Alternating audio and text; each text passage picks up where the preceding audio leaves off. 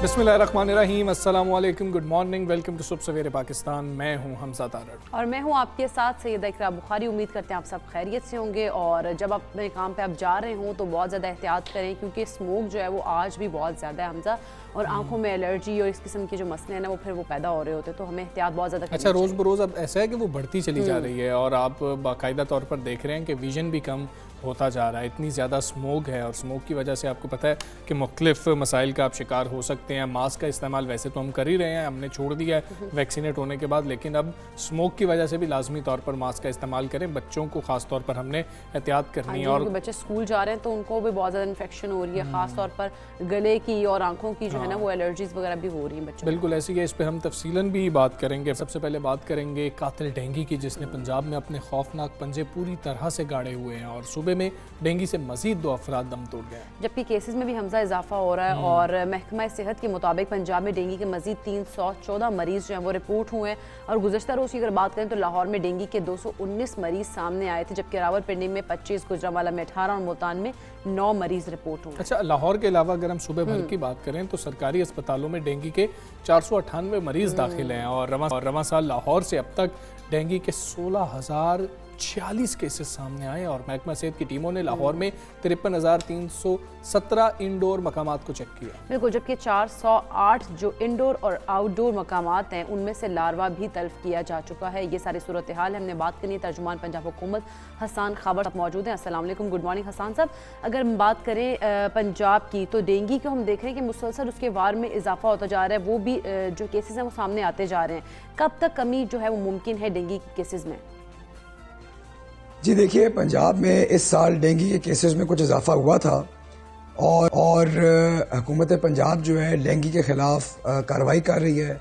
हम लोग घर घर जाकर लार्वा भी तलफ़ कर रहे हैं, हम लोग हस्पतालों में लोगों को सहूलतें भी मुहैया कर रहे हैं और उम्मीद ये है कि इंशाल्लाह आने वाले 1-2 हफ्ते के अंदर डेंगू का जोर टूट जाएगा। मौसम की तब्दीली भी आ रही है और हमारी कार्रवाई भी ज़ोरों शोर से जारी है, तो इंशाल्लाह बहुत जल्दी इसमें बेहतरी देखने को मिलेगी।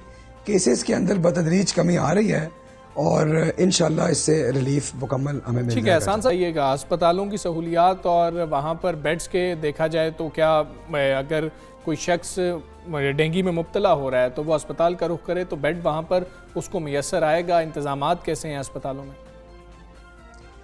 जी देखिए, हमने ये किया है कि हमने पंजाब भर के अस्पतालों में डेंगू के मरीज़ों के लिए बेड मुख्तस कर दिए हैं और इस वक्त पूरे पंजाब में 5,500 के करीब जो बेड्स हैं वो डेंगू के मरीज़ों के लिए मुख्तस हैं। उसमें से अभी सिर्फ 1/3 ऑक्यूपाइड हैं।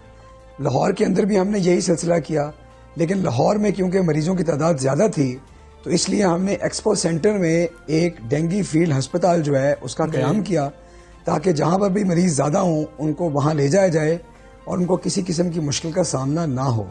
इसके अलावा पंजाब भर में जो हमारी लैब्स हैं सरकारी, उसके अंदर इस टेस्ट की मुफ्त फराहमी को यकीनी बनाया गया है और जितनी सरकारी प्राइवेट लेबॉर्ट्रीज़ हैं उसके अंदर अगर आप प्रिस्क्रिप्शन दिखाएं तो 90 रुपए के कंट्रोल रेट के ऊपर ये टेस्ट किया जा सकता है और इसके साथ ही साथ वो तमाम दवाइयाँ जिनकी डेंगू के मरीजों को ज़रूरत है उन सब की फरहमी को पंजाब भर के अस्पतालों में यकीनी बनाया जा रहा है। ठीक है, वसाइल की भी कुछ बात कर लेते हैं। डेंगू पर काबू पाने के लिए गवर्नमेंट जो है वो क्या वसाइल बरोए कार ला रही है और क्या गवर्नमेंट को वसाइल की कोई कमी तो नहीं है? नहीं, देखिए, हुकूमत वसाइल की कमी का शिकार नहीं है। डेंगू हमारे लिए बहुत बड़ी प्रायोरिटी है और वज़ीर आला उस्मान बुज़दार साहब की हिदायत है कि वो तमाम वसाइल जिनकी ज़रूरत है हुकूमती मशीनरी को वो बरोए कार लाए जाएँ और इस पर किसी किस्म का कोई कॉम्प्रोमाइज़ ना किए जाए, तो कोई वसाइल का कोई मसला नहीं है। अभी हमारी जो कार्रवाई है वो शद्दोमत से जारी है। हम तकरीबन पंजाब भर के अंदर तकरीबन 4 लाख घरों तक का जायज़ा लेते हैं हर रोज़ और करीबन 90,000 से 1 लाख के करीब जो आउटडोर मुकामात हैं उनको इंस्पेक्ट करते हैं। जहाँ जहाँ भी लार्वा मिले उसको तल्फ किया जाता है। جن گھروں میں لاروا ملے نہ صرف اس گھر میں بلکہ اس کے ارد گرد کے جو 48 گھر ہیں وہاں پہ IRS یوز کیا جاتا ہے تاکہ اس لاروا کو تلف کیا جا سکے. تو ہم تمام کام جو ہے وہ کر رہے ہیں اور اس میں جو بھی وسائل لگ رہے ہیں وہ ہم یہ گا. اس سال ڈینگی پہلے سے زیادہ شدت سے کیوں آیا ہے؟ کیا کسی محکمے کی کوئی کوتاہی بھی سامنے آئی ہے؟ اچھا دیکھیے، یہ ایک عام تاثر پھیلایا جا رہا ہے کہ جیسے اس دفعہ کوئی ڈیلے ہوا ہے. ہم نے جس کو چیک کیا ہے کوئی ڈیلے نہیں تھا. ہمارے ڈپارٹمنٹ جو ہیں انہوں نے ٹائم پہ یہ کام شروع کیا ہے. صرف جو کیس رسپانس کا طریقہ ہے وہ اب کچھ بدل گیا ہوا ہے، لیکن اس کے باوجود ڈپارٹمنٹ جو ہیلتھ کا ہے وہ پورے زور و شور سے اس پہ کام جاری ہے. سوچنے کی بات یہ ہے کہ ہمارے ہیلتھ ورکرز وہ ورکرز ہیں جنہوں نے کرونا جیسی وبا پر اللہ کے فضل سے قابو پایا ہے. تو اتنی تسلی آپ رکھیں کہ انشاءاللہ ڈینگی کا مقابلہ بھی یہ پورے زور و شور سے کر رہی ہیں. لیکن میں آپ کو یہ کہنا چاہوں گا کہ اگر ہمیں کہیں پہ کوئی کوتاہی یا غفلت نظر آئی تو جو بھی ذمہ دار شخص ہوگا اس کو سزا دی جائے گی. ابھی تک ایسی کوئی بات سامنے نہیں آئی، لیکن اس میں کوئی مسئلہ نہیں ہے. اگر ہمیں کوئی ایسی چیز نظر آئے گی تو ہم اجتناب نہیں کریں گے کارروائی کرنے سے. لیکن اس وقت آپ کو یہ سمجھنا پڑے گا کہ ہمارے ہیلتھ کیئر ورکر جو ہیں وہ کرونا اور ڈینگی دونوں محاذوں کے اوپر ڈٹ کے مقابلہ کر رہے ہیں اور عوام کی بھرپور حفاظت. بات کریں تو بتائیے گا احساس راشن پروگرام کے حوالے سے بھی کہ پنجاب کے عوام کو کب تک ملنا شروع ہو جائے گا؟ جی، یہ جو احساس راشن پروگرام ہے یہ ہے تو پورے پاکستان کے لیے، اور اس کا جو پورٹل ہے اس کا اجرا ہو چکا ہے. صرف بات یہ ہے کہ اس کے اندر کافی زیادہ حصہ صوبائی حکومتیں ڈال رہی ہیں. تو پنجاب اور خیبر پختونخوا میں جہاں پر صوبائی حکومتیں اپنا شیئر ڈال رہی ہیں وہاں پہ یہ پوری سبسڈی اویلیبل ہے، اور باقی سندھ وغیرہ کے اندر یہ صرف وفاقی حکومت کا جو حصہ ہے وہ عوام کے لیے اویلیبل ہے.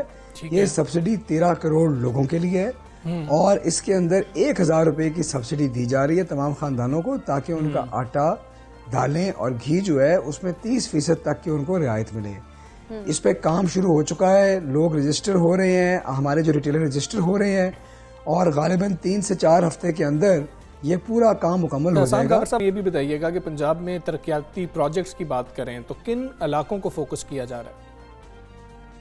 ہماری حکومت کی پالیسی یہی رہی ہے کہ ہم جہاں تک ہو سکے پورے پنجاب میں ڈیولپمنٹ کریں اور ان ایریاز پہ فوکس کریں جو آج تک ترقی کے ثمرات سے جہاں تک ترقی کے ثمرات نہیں پہنچے، اور وہاں پر یہ فنڈز بھجوائیں.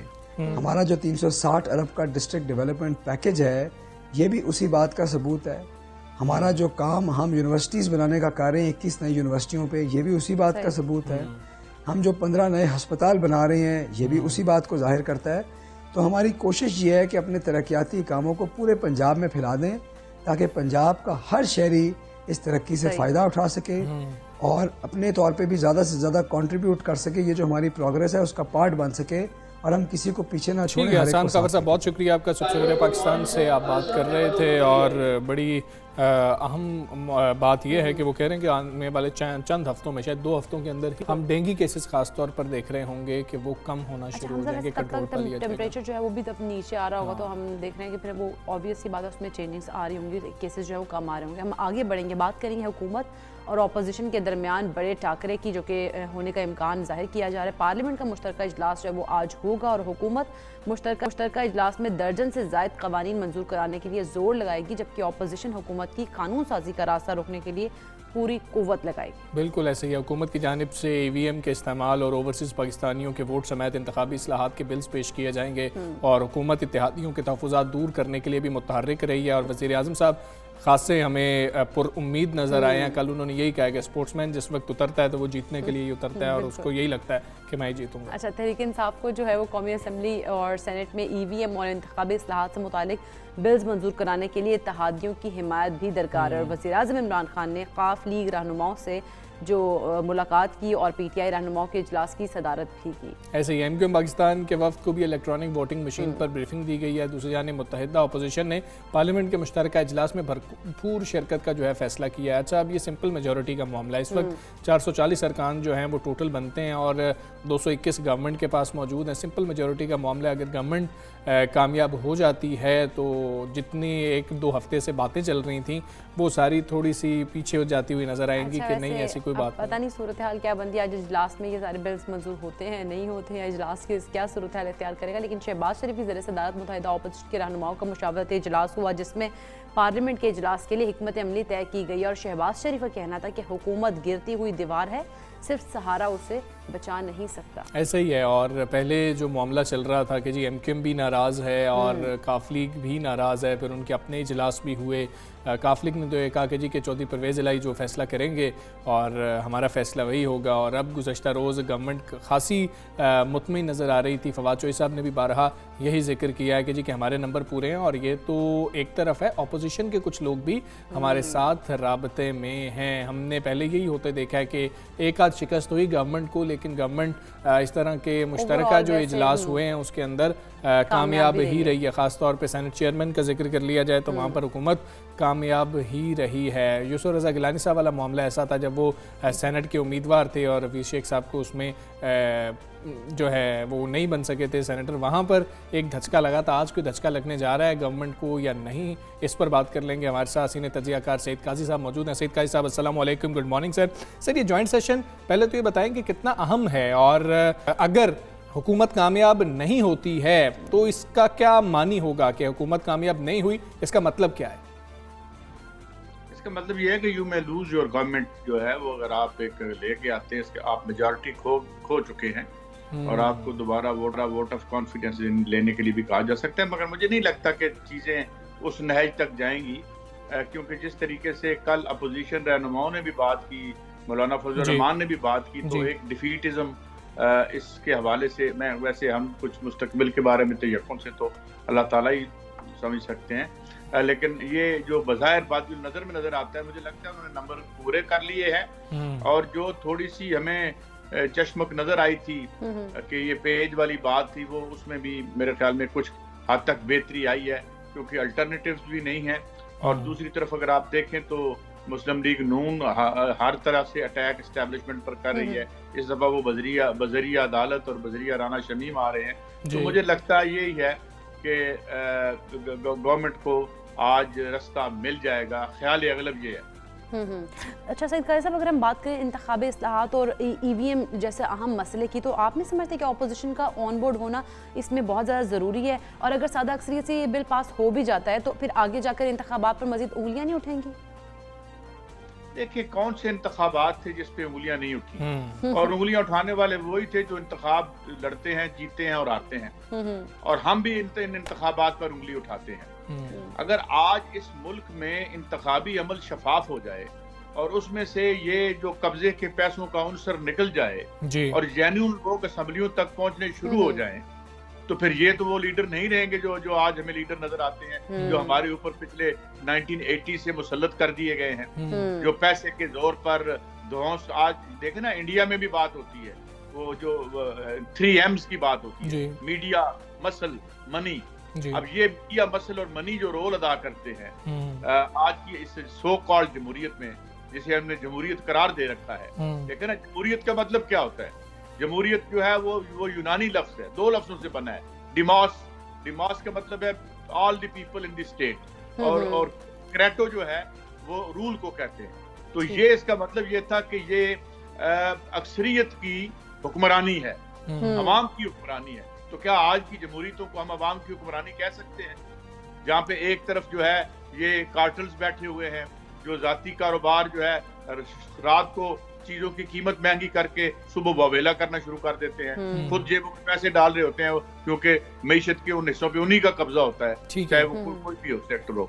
तो ये इसलिए मैं नहीं समझता कि ये AVM पे जो रो रहे हैं, ये रो किस लिए रहे हैं। लाहौर में ऐसी स्टोरीज हैं कि खाली प्लाटों पर 22-22 वोट बने हुए हैं। यहाँ पर स्टोरियां की, और मेरे को उसने स्टोरी की भट्टी साहब ने, कि यहाँ एक आध पार्टी के अंदर रिगिंग सेल बने हुए हैं। ठीक है, कोई 20,000 वोट घूमते हैं मुबैना तौर पर हर कॉन्स्टिट्यूएंसी में। तो अगर ये बहुत ज्यादा पॉपुलर होते तो ये 8-10 हजार से ज्यादा बंदा क्यों नहीं बाहर आता? तो सड़कों पर तो लोग आते नहीं है। ठीक है सईद काजी साहब, आप दुरुस्त कह रहे हैं, लेकिन अगर आज हुकूमत कामयाब हो जाती है तो क्या फिर इलेक्शन कमीशन के ऊपर भी थोड़ा सा ये प्रेशर होगा कि कम से कम अगर उससे पहले बल्दियाती इंतखाबात हो जाते हैं तो EVM को उसमें ट्राई कर लिया जाए? देखें, पार्लिमान की जो वो करेंगे आज तरमीम या एडिशन या लॉ बनाते हैं, उसको election commission of Pakistan bound है उस पर अमल करने का। सिर्फ उसमें एक रास्ता है कि ये सुप्रीम कोर्ट में जा सकते हैं और ये कह सकते हैं, एक ही है कि सुप्रीम कोर्ट ये फैसला कर सकती है कि ये कोई भी कानून जो है वो जो स्पिरिट है आइन की उससे मुतसादम है। अगर वो सुप्रीम कोर्ट के फैसला करे तो वो कानून जो है वो फिर कानून नहीं रहता, या उसे दोबारा असेंबली में भेज देते हैं। इसके अलावा जो पार्लियामेंट सुप्रीम है, पार्लियामेंट जिस तरीके से इलेक्शन कमीशन को कहे, इलेक्शन कमीशन को उस पर अमल करना है। और पार्लियामान जो है इस पार्लिमानी जो तर्ज हुकूमत है, इसमें जो सबसे सुप्रीम इदारा होता है जो लॉ मेकिंग करता है। लेकिन सिद्दीकी साहब ये भी तो प्ली ली जा रही है कि इतना वक्त नहीं है, इसको ट्राई नहीं किया हुआ, तो किस तरीके से पूरा इलेक्शन इसके तहत करवा लिया जाए? देखिए बात ये है कि ट्राई नहीं किया हुआ तो क्या ट्राई ना करें। आज से हम दुनिया भर इस तरफ जा रही है, आपकी बैंकिंग जो है डिजिटलाइज हो रही है, ऑनलाइन बैंकिंग होनी शुरू हो गई है, और आपके पास एक बहुत अहम शख्सियत है जिसे इन्होंने एक केस करके, ये जो हमारे नादरा के चीफ है मलिक साहब जो सरबराह है, ही इज अ विजिट, और उसने दुनिया में बड़ा इन्होंने अपना नाम कमाया है। इनके जरिए आप बहुत से काम करवा सकते हैं, नादरा को इन्वॉल्व कर सकते हैं, और इलेक्शन कमीशन की क्रेडिबिलिटी पे बहुत से सवालात इसलिए उठते हैं कि देखें, मैं रोजाना एक बात करता हूँ कि आप हर रोज चौक में खड़े होकर कहते हैं कि इमरान खान सिलेक्टेड है, तो क्या एक सिलेक्शन बॉडी है इलेक्शन कमीशन, क्या उस पे आप जो है वो तौहीन इलेक्शन कमीशन नहीं हो रहा? ठीक है, तो ये इसलिए बहुत से सवालात हैं। मेरे ख्याल में डेवलपमेंट होनी चाहिए, एक्सपेरिमेंट होना चाहिए, क्योंकि मेरा 35 साल की जो मैं इलेक्शन कवर कर रहा हूँ और कई चैनल्स में मैं इलेक्शन का हेड भी रहा हूँ, मुझे यकीन है कि इस मुल्क के अवाम का मैंडेट चोरी किया जाता है, one way are the other. और तो और छोड़ें, जब आपके खाकान अब्बासी जो है वो मेयर बुखारी साहिबा के प्रोग्राम में कहते हैं कि हम भी जिन इलेक्शन के जरिए इक्तदार में आए थे वो भी चोरी शुदा थे, तो उसके बाद क्या सवाल बचता है? तो इसे ठीक करो भाई किसी तरीके से। ठीक है, बहुत शुक्रिया सिद्दीकी साहब, सुबह सवेरे पाकिस्तान से आप गुफ्तगू थे। लेकिन हमजा यहाँ पर एक क्वेश्चन मार्क भी आता है कि क्या EVM और जो इंतखाबी इस्लाहात लेके आ रहे हैं, इसके बाद जो अगर हम देखें तो क्या इलेक्शन में हमें जो रिजल्ट्स हैं वो हमें फेयर मिल रहे होंगे, उसमें शफाफ होंगे वो? अच्छा, क्वेश्चन पहले भी यही उठता रहा है कि क्या पहले वाले शफाफ रहे हैं कि अभी ये कहा जा रहा है कि शफाफ नहीं होंगे, और अपोजिशन के जो इसके ऊपर चंद तहफ़्फ़ुज़ात हैं उस हवाले से गवर्नमेंट ने उनसे ये भी कहा, बातचीत भी की, स्पीकर साहब ने भी गुफ्तगू की। खैर आज पता लग जाएगा कि होने क्या जा रहा है। उसके बाद जिस तरह से सिद्दीकी साहब कह रहे थे कि एक ऑप्शन उनके पास मौजूद है सुप्रीम कोर्ट में जाने की, तो देखते हैं कि ऊँट किस करवट बैठता है। हम एक ब्रेक लेंगे, ब्रेक के बाद वापस आते हैं।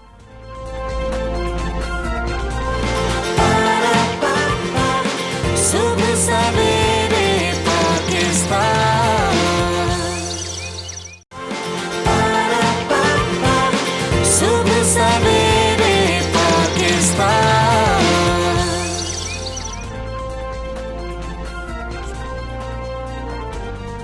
वेलकम बैक टू सुबह सवेरे पाकिस्तान। और हम जिस तरह से हमने पहले भी हम डिस्कस कर रहे थे कि स्मोक जो है वो बहुत ज़्यादा, और आज बहुत ज़्यादा हम लोग देख रहे थे कि स्मोक और वो फोक का जो मिक्सचर था वो हमें नज़र आ रहा था, जिसकी वजह से बहुत ज़्यादा आंखों के मसाइल पैदा हो रहे हैं। लेकिन कुछ उसका कई अगर बरसों से हम देखें तो वस्ती पंजाब बिलखसूस लाहौर और गिरदोनवाह में जाड़े के आगाज़ के साथ ही दीगर अमराज के साथ साथ आंखों की बीमारियों का खर्चा भी बढ़ जाता है। हाँ जी, और इन अमराज का अहम सबब मौसम में तब्दीली के साथ छा जाने वाली सेहत की दुश्मन वो धुंध है जिसे हम स्मोक कहते हैं। और बच्चे और बुजुर्ग अफराद जो हैं वो स्मोक से ज़्यादा मुतासिर हो रहे होते हैं, जिनका एक्सपोजर ज़्यादा होता है।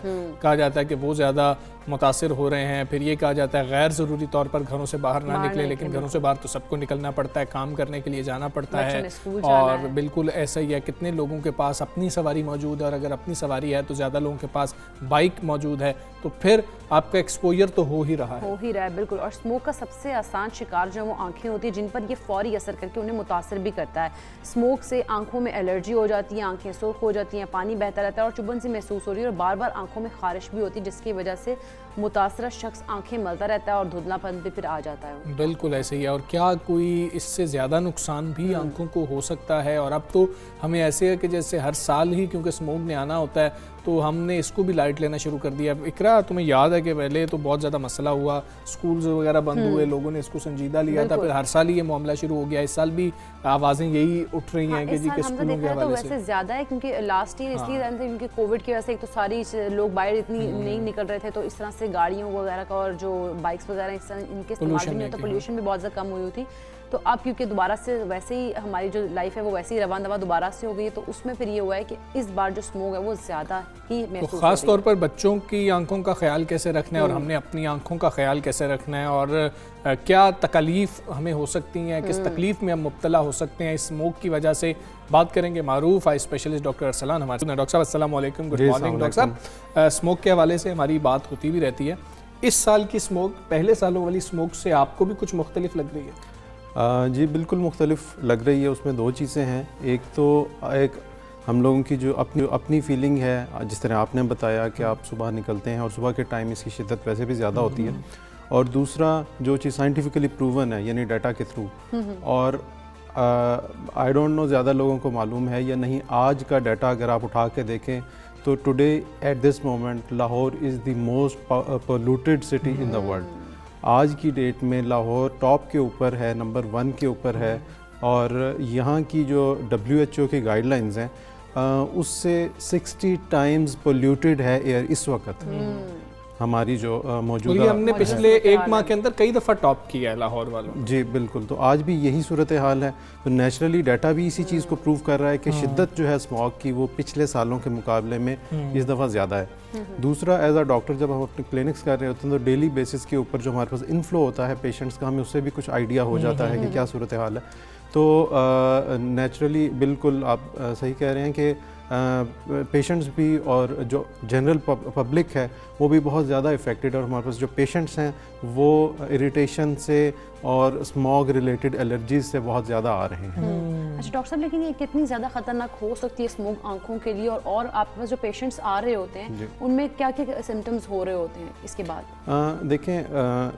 خطرہ شارٹ ٹرم میں تو کوئی بہت زیادہ اس طرح کا نہیں ہے، لیکن یہ آپ کی ڈیلی ایکٹیویٹیز کو بہت زیادہ متاثر کرتی ہے، کیونکہ اس کی وجہ سے آنکھ میں severe irritation, itching, redness, watering, اور آپ کی جو ڈیلی ایکٹیویٹیز ہیں وہ آپ اچھے طریقے سے پرفارم نہیں کر سکتے ہیں، تو آپ کی ڈیلی لائف جو ہے بہت زیادہ متاثر ہوتی ہے۔ خاص طور کے اوپر بچوں کا چونکہ ایکسٹرنل انوائرمنٹ کا ایکسپوجر کم ہوتا ہے، دے آر مور ولنریبل، بچوں کے اندر بہت تیزی سے اور جلدی اس چیز کا ایفیکٹ آتا ہے، تو ہمارے پیشنٹس میں بچوں کی ایک بڑی تعداد ہے۔ اس کے علاوہ جس طرح آپ نے بتایا کہ سب سے امپورٹنٹ چیز ہے اس میں ایکسپوجر، جتنا زیادہ ایکسپوجر ہوگا اتنا ہی زیادہ اس کا رسک بھی زیادہ ہے، اور اس کی علامات کی شدت جو ہے وہ بھی زیادہ ہوگی۔ ٹھیک ہے، اچھا ٹھیک ہے ڈاکٹر صاحب، اب یہی ہم ہائی رسک والوں کی بات کر رہے ہیں، کون سے لوگ ہیں جو ہائی رسک پہ ہیں؟ جیسے ہم بزرگوں کی بات کرتے ہیں، ہر بیماری کی جب بات ہو رہی ہوتی ہے تو ہم بزرگوں اور بچوں کے حوالے سے زیادہ کر رہے ہوتے ہیں، اس میں ہائی رسک پہ کون لوگ ہیں؟ اس میں دیکھیں 3 اگر ہم کیٹیگریز دیکھ لیں، ایک تو یہ ہے کہ ہم وہ حضرات جنہوں نے بائک پہ یا سائیکل پہ یا ویسے اوپن انوائرمنٹ کے اندر کسی کلوز وہیکل میں سفر نہیں کرنا ہے، تو وہ سب سے زیادہ نمبر 1 ٹاپ کے اوپر ہیں۔ دوسرا، نیچرلی جو ہے بچوں کی اور بزرگوں کی امیونٹی اس لیول کی نہیں ہوتی ہے، تو اس وجہ سے وہ زیادہ ہیں۔ بچوں کا چونکہ آج کل سکولز کھل گئے ہیں اور ان کا یکدم سے 2 سال سے وہ گھروں کے اندر تھے اور ابھی ایکسپوجر یکدم سے ہوا ہے اس چیز کا، تو اس وجہ سے وہ زیادہ جو ہے افیکٹڈ ہیں اس کے اندر، تو یہ گروپس جو ہیں وہ۔ ٹھیک ہے ڈاکٹر صاحب، احتیاط کی بات ہوتی ہے، مطلب کہ ویسے تو ماسک کی بھی بات ہو رہی ہے اور ساتھ ہی اینک کی بھی بات ہو رہی ہے، گلاسز کی بات ہو رہی ہے کہ آپ لازمی طور پر لگائیں۔ ہمیں اینک کے حوالے سے بتائیے گا، آنکھوں کو بچانے کے لیے، اب ایک اینک آپ نے بھی لگائی ہوئی ہے، ایک اینک میں نے بھی لگائی ہوئی ہے، کیا یہی کافی ہے یا یہ کافی نہیں ہے؟ اس کا ہمیں فائدہ نہیں ہوگا اس طرح سے؟ جی، اس کا بالکل بہت زیادہ فائدہ اس لیے نہیں ہوگا کیونکہ اگر اس اینک کے ساتھ ہم باہر جاتے ہیں تو جو ہوا کا فلو ہے وہ تو ہماری آنکھوں کو سائڈوں سے اسی طریقے سے افیکٹ کر رہا ہے، تو جو ریکمینڈڈ ہے وہ ہے کہ بند گلاسز جو ہے وہ آپ نے استعمال کرنے ہیں، اور وہ ایزیلی آپ کے پاس اویلیبل ہیں مارکیٹ میں، بڑا کامنلی جو ہے وہ شاپس پہ دستیاب ہیں، بند گلاسز جس میں ہوا اندر نہ جا سکے۔ اور یہ ادر دین اسموگ ویسے بھی جو ہمارے بھائی بائکس پہ یا سائیکلز پہ سفر کرتے ہیں ان کے لیے ویسے بھی ایک جنرل پریکاشن ہے، ہم سب پیشنٹس کو اور ویسے بھی بتاتے ہیں کہ جنرل ہیلتھ کے لیے بھی بہتر ہے، ڈسٹ سے اور پولوشن سے بچنے کے لیے بند گلاسز کا استعمال آنکھوں کی ہیلتھ کے لیے بہتر ہے ایز کمپیئر ٹو جو یہ اوپن گلاسز ہیں جو عام طور پر نظر کمزور ہوتی ہے تو ہم لوگ لگاتے ہیں۔ بالکل۔ اچھا ڈاکٹر صاحب، اگر ہم یہ دیکھیں تو ہم حفاظتی اقدامات کر رہے ہیں نا کہ ہمیں الرجی نہ ہو جائے، ہمارا ایکسپوجر نہ اس کے ساتھ ہو، لیکن اگر کسی کو الرجی ہو جاتی ہے تو پھر اس کے ٹریٹمنٹس میں کیا چیزیں آتی ہیں؟ دیکھیں کچھ پوائنٹس تو میرے خیال میں تو پہلے آپ کو یہ دیکھنا چاہیے کہ اس میں آپ احتیاط کیا کر سکتے ہیں. جس طرح ہم نے ایکسپوجر کی بات کی ہے, اس کے علاوہ آنکھوں کو واش کرنے کا جو عمل ہے وہ دن میں وقتاً فوقتاً نیچرلی ہمیں کرتے رہنا چاہیے, خاص طور پہ جب ہم باہر سے آتے ہیں. تیسری چیز یہ ہے کہ ہمارے ڈاکٹر صاحب سوری میں آپ کو یہیں پہ کاٹوں گا, کیونکہ اس کو واش کیسے کرنا ہے یہ بھی ایک پوری ٹیکنیک یقینی طور پر ہوگی, کیونکہ آنکھیں کھول کے آنکھوں میں پانی مارنا ہے, کیونکہ مختلف لوگ ہوتے ہیں, مختلف ان کی رائے ہوتی ہیں اور وہ بتا رہے ہوتے ہیں کس طرح سے واش کرنا ہے آنکھوں کو, کتنا واش کرنا ہے, اس کو مطلب ہم ساتھ ساتھ اس کو زور زور سے رگڑ بھی رہے ہوتے ہیں, کرنا کیا ہے واش؟ جی اس میں ایک چیز آپ نے آنکھوں کو رب کرنے کا ذکر کیا ہے, تو ڈیورنگ واشنگ یا اس کے علاوہ بھی جب بھی آنکھ میں الرجی ہو, آنکھوں کو رب کرنے سے بالکل بھی جو ہے وہ آپ کو اوائڈ کرنا چاہیے, اس کو احتیاط کرنی چاہیے. آنکھوں کو رگڑنے سے ایسے کچھ مواد جو ہے آنکھ میں ریلیز ہوتے ہیں جو فردر ورسن کرتے ہیں یا اس چیز کو بڑھاتے ہیں. آپ نے دیکھا ہوگا کہ اکثر ہمیں آنکھ میں خارش ہو اور زور زور سے ہم اس کو ملے, آنکھ سوج جاتی ہے, سویلنگ ہو جاتی ہے, ریڈنس آ جاتی ہے. تو اس تھوڑا سا ارج کو کنٹرول کرتے ہوئے رب نہیں کرنا چاہیے. دوسری چیز یہ ہے کہ آنکھ کو واش کرنے کا آپ نے ذکر کیا, آنکھوں کو کھول کے ہم نے آنکھوں کے اوپر جو ہے وہ اچھے طریقے سے 2-4 دفعہ چھینٹے جو ہے وہ ڈالنے ہیں, اور آئی لیڈز کو باہر کی طرف پل کر کے تاکہ جو پارٹیکلز جو ہے اندر اسٹینڈرڈ ہیں ان کو بھی اچھے طریقے سے واش کرنا یا رنس کرنا جو ہے وہ ضروری ہے. تو یہ طریقہ ہے. پھر اس کے علاوہ جو ہے ہمیں یہ کوشش کرنی چاہیے کہ واش کرنے کے علاوہ آج کل کے حساب سے ہم اپنی ڈائٹ ڈرائی فروٹس وغیرہ اس کے اندر ایڈ کریں, اینٹی آکسیڈنٹس جو ہے ان کو ایڈ کریں. اسکرین ٹائم جو ہے وہ ہمارا اگین ان علامات کو ورس کرتا ہے, زیادہ بڑھاتا ہے, کیونکہ آلریڈی آنکھوں کے اندر اریٹیشن اور الرجی ہے تو وہ ڈرائنس وغیرہ کو ورسن کرتا ہے. تو اس چیز کو جتنا ہم ریڈیوس کر سکتے ہیں وہ کرنا چاہیے. گھر کے اندر اب ایئر پیوریفائرز وغیرہ جو ہے وہ ان کا مارکیٹ میں اویلیبل ہیں, تو اگر ایزی ہو اور پاسبل ہو اور آپ کی رہائش کسی ایسے علاقے میں ہے جس جگہ کے اوپر پولوشن بہت زیادہ ہے, کیونکہ اب تو ہمیں ڈیٹا جو ہے وہ علاقوں کے حساب سے بھی مل جاتا ہے, تو اگر ہے تو آپ کو یہ کوشش کرنی چاہیے کہ ایٹ لیسٹ گھر کا جو ٹائم ہے وہ آپ کا اچھے طریقے سے اور بغیر کسی پولوشن کے ایکسپوجر کے گزرے, تو گھر میں ایئر پیوریفائرز وغیرہ کا استعمال جو ہے وہ ہمیں کرنا چاہیے. ٹھیک ہے ڈاکٹر صاحب, ساتھ ہمیں یہ بھی بتا دیجیے گا کہ یہ تو ہمیں آنکھیں کتنی دفعہ عام دنوں میں واش کرنی ہے, کہ عام دنوں میں بھی یہ پریکٹس تو پھر ہونی چاہیے کہ ہم اپنی آنکھوں کو جو ہے واش کرتے رہیں. دوسرا ہمیں یہ بھی بتائیں کہ عام طور پر ہم یہ دیکھتے ہیں کہ لوگوں کو جس وقت اس طرح کی الرجی ہو رہی ہوتی ہے تو یہ بھی تاثر پایا جاتا ہے کہ مختلف الرجیز کی طرح جو آنکھوں میں الرجی ہوتی ہے وہ بھی ایک شخص سے دوسرے میں منتقل ہو سکتی ہے. یہ بات کتنی درست ہے؟ دیکھیں الرجی کبھی بھی کسی شخص سے دوسرے کو منتقل نہیں ہو سکتی. انفیکشنز جو ہیں وہ منتقل ہو سکتے ہیں, اور اس کے اندر بھی جو وائرل انفیکشنز ہیں, جس طرح عام ایک آشوب چشم ہم نے ایک کامن ٹرم ہے جو ہم یوز کرتے ہیں, یہ سب سے کامن بیماری ہے جو دوسرے لوگوں تک ٹرانسمٹ ہوتی ہے.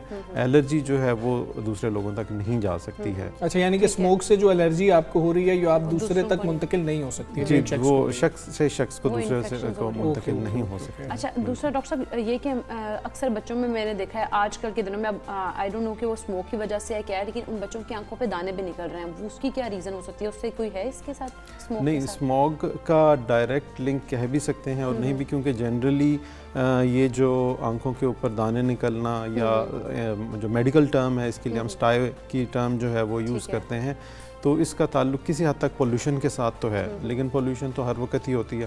سردیوں کے اندر یہ ضرور ہوتا ہے کہ جو آئی کے گلینڈز ہیں ان کی سیکریشنز تھوڑی تھک ہو جاتی ہیں یا جم جاتی ہیں, جس کی وجہ سے جو آنکھ کے حدود ہیں وہ بلاک ہو جاتے ہیں, اور آلریڈی جو پولوشن ہے وہ جب اس کے ساتھ مکس ہوتی ہے تو وہ انفیکشن کا سبب بنتی ہے. اس وجہ سے وہ آنکھ پہ دانے, اور وہ پھر مسلسل یہ عمل چلتا رہتا ہے. اگین اس میں جو فرسٹ لائن آف پروٹیکشن ہے وہ آنکھ کی ہائیجین ہے, یعنی کہ آنکھ کو اگر آپ اچھے طریقے سے صاف رکھتے ہیں, اس کو واش کرتے رہتے ہیں, اور اس میں ایک جو دیسی ٹوٹکا کہہ لیں یا وہ یہ ہے کہ بیبی شیمپو کے ساتھ آپ کو آئی لیشز کو اچھے طریقے سے صبح شام 2 دفعہ یا 3 دفعہ بھی صاف کرنا چاہیے, واش کرنا چاہیے, کیونکہ اس میں جو گلینڈز ہوتے ہیں وہ چکنائی خارج کرتے ہیں, اور چکنائی خالی پانی سے صاف نہیں ہو پاتی ہے. تو ایسی صورت میں اس کو کم از کم کسی ایسے سرفیکٹنٹ یا کسی ایسے کیمیکل کی ضرورت ہوتی ہے جو چکنائی کو صاف کرے. ٹھیک ہے ڈاکٹر صاحب، بہت شکریہ آپ کا سبسیرا پاکستان کا حصہ بنے. بہت اہم موضوع اس لیے ہے کیونکہ لوگوں کو یہ مسائل جو ہیں درپیش ہیں. آپ کے آس پاس لوگ کہہ رہے ہیں کہ جی کہ ہماری آنکھوں میں ایچنگ ہو رہی ہے، ہمیں پرابلم ہو رہی ہے، چبھن ہے، بچوں میں خارش ہے. بہت زیادہ ہو رہا ہے، ریڈنس ان کی آنکھوں میں بہت زیادہ تو بچوں کا تو خیال رکھیں. بچوں کو اسکول جانے کے علاوہ کوئی ضروری کام نہیں ہے باہر، تو بہت زیادہ خیال رکھیں.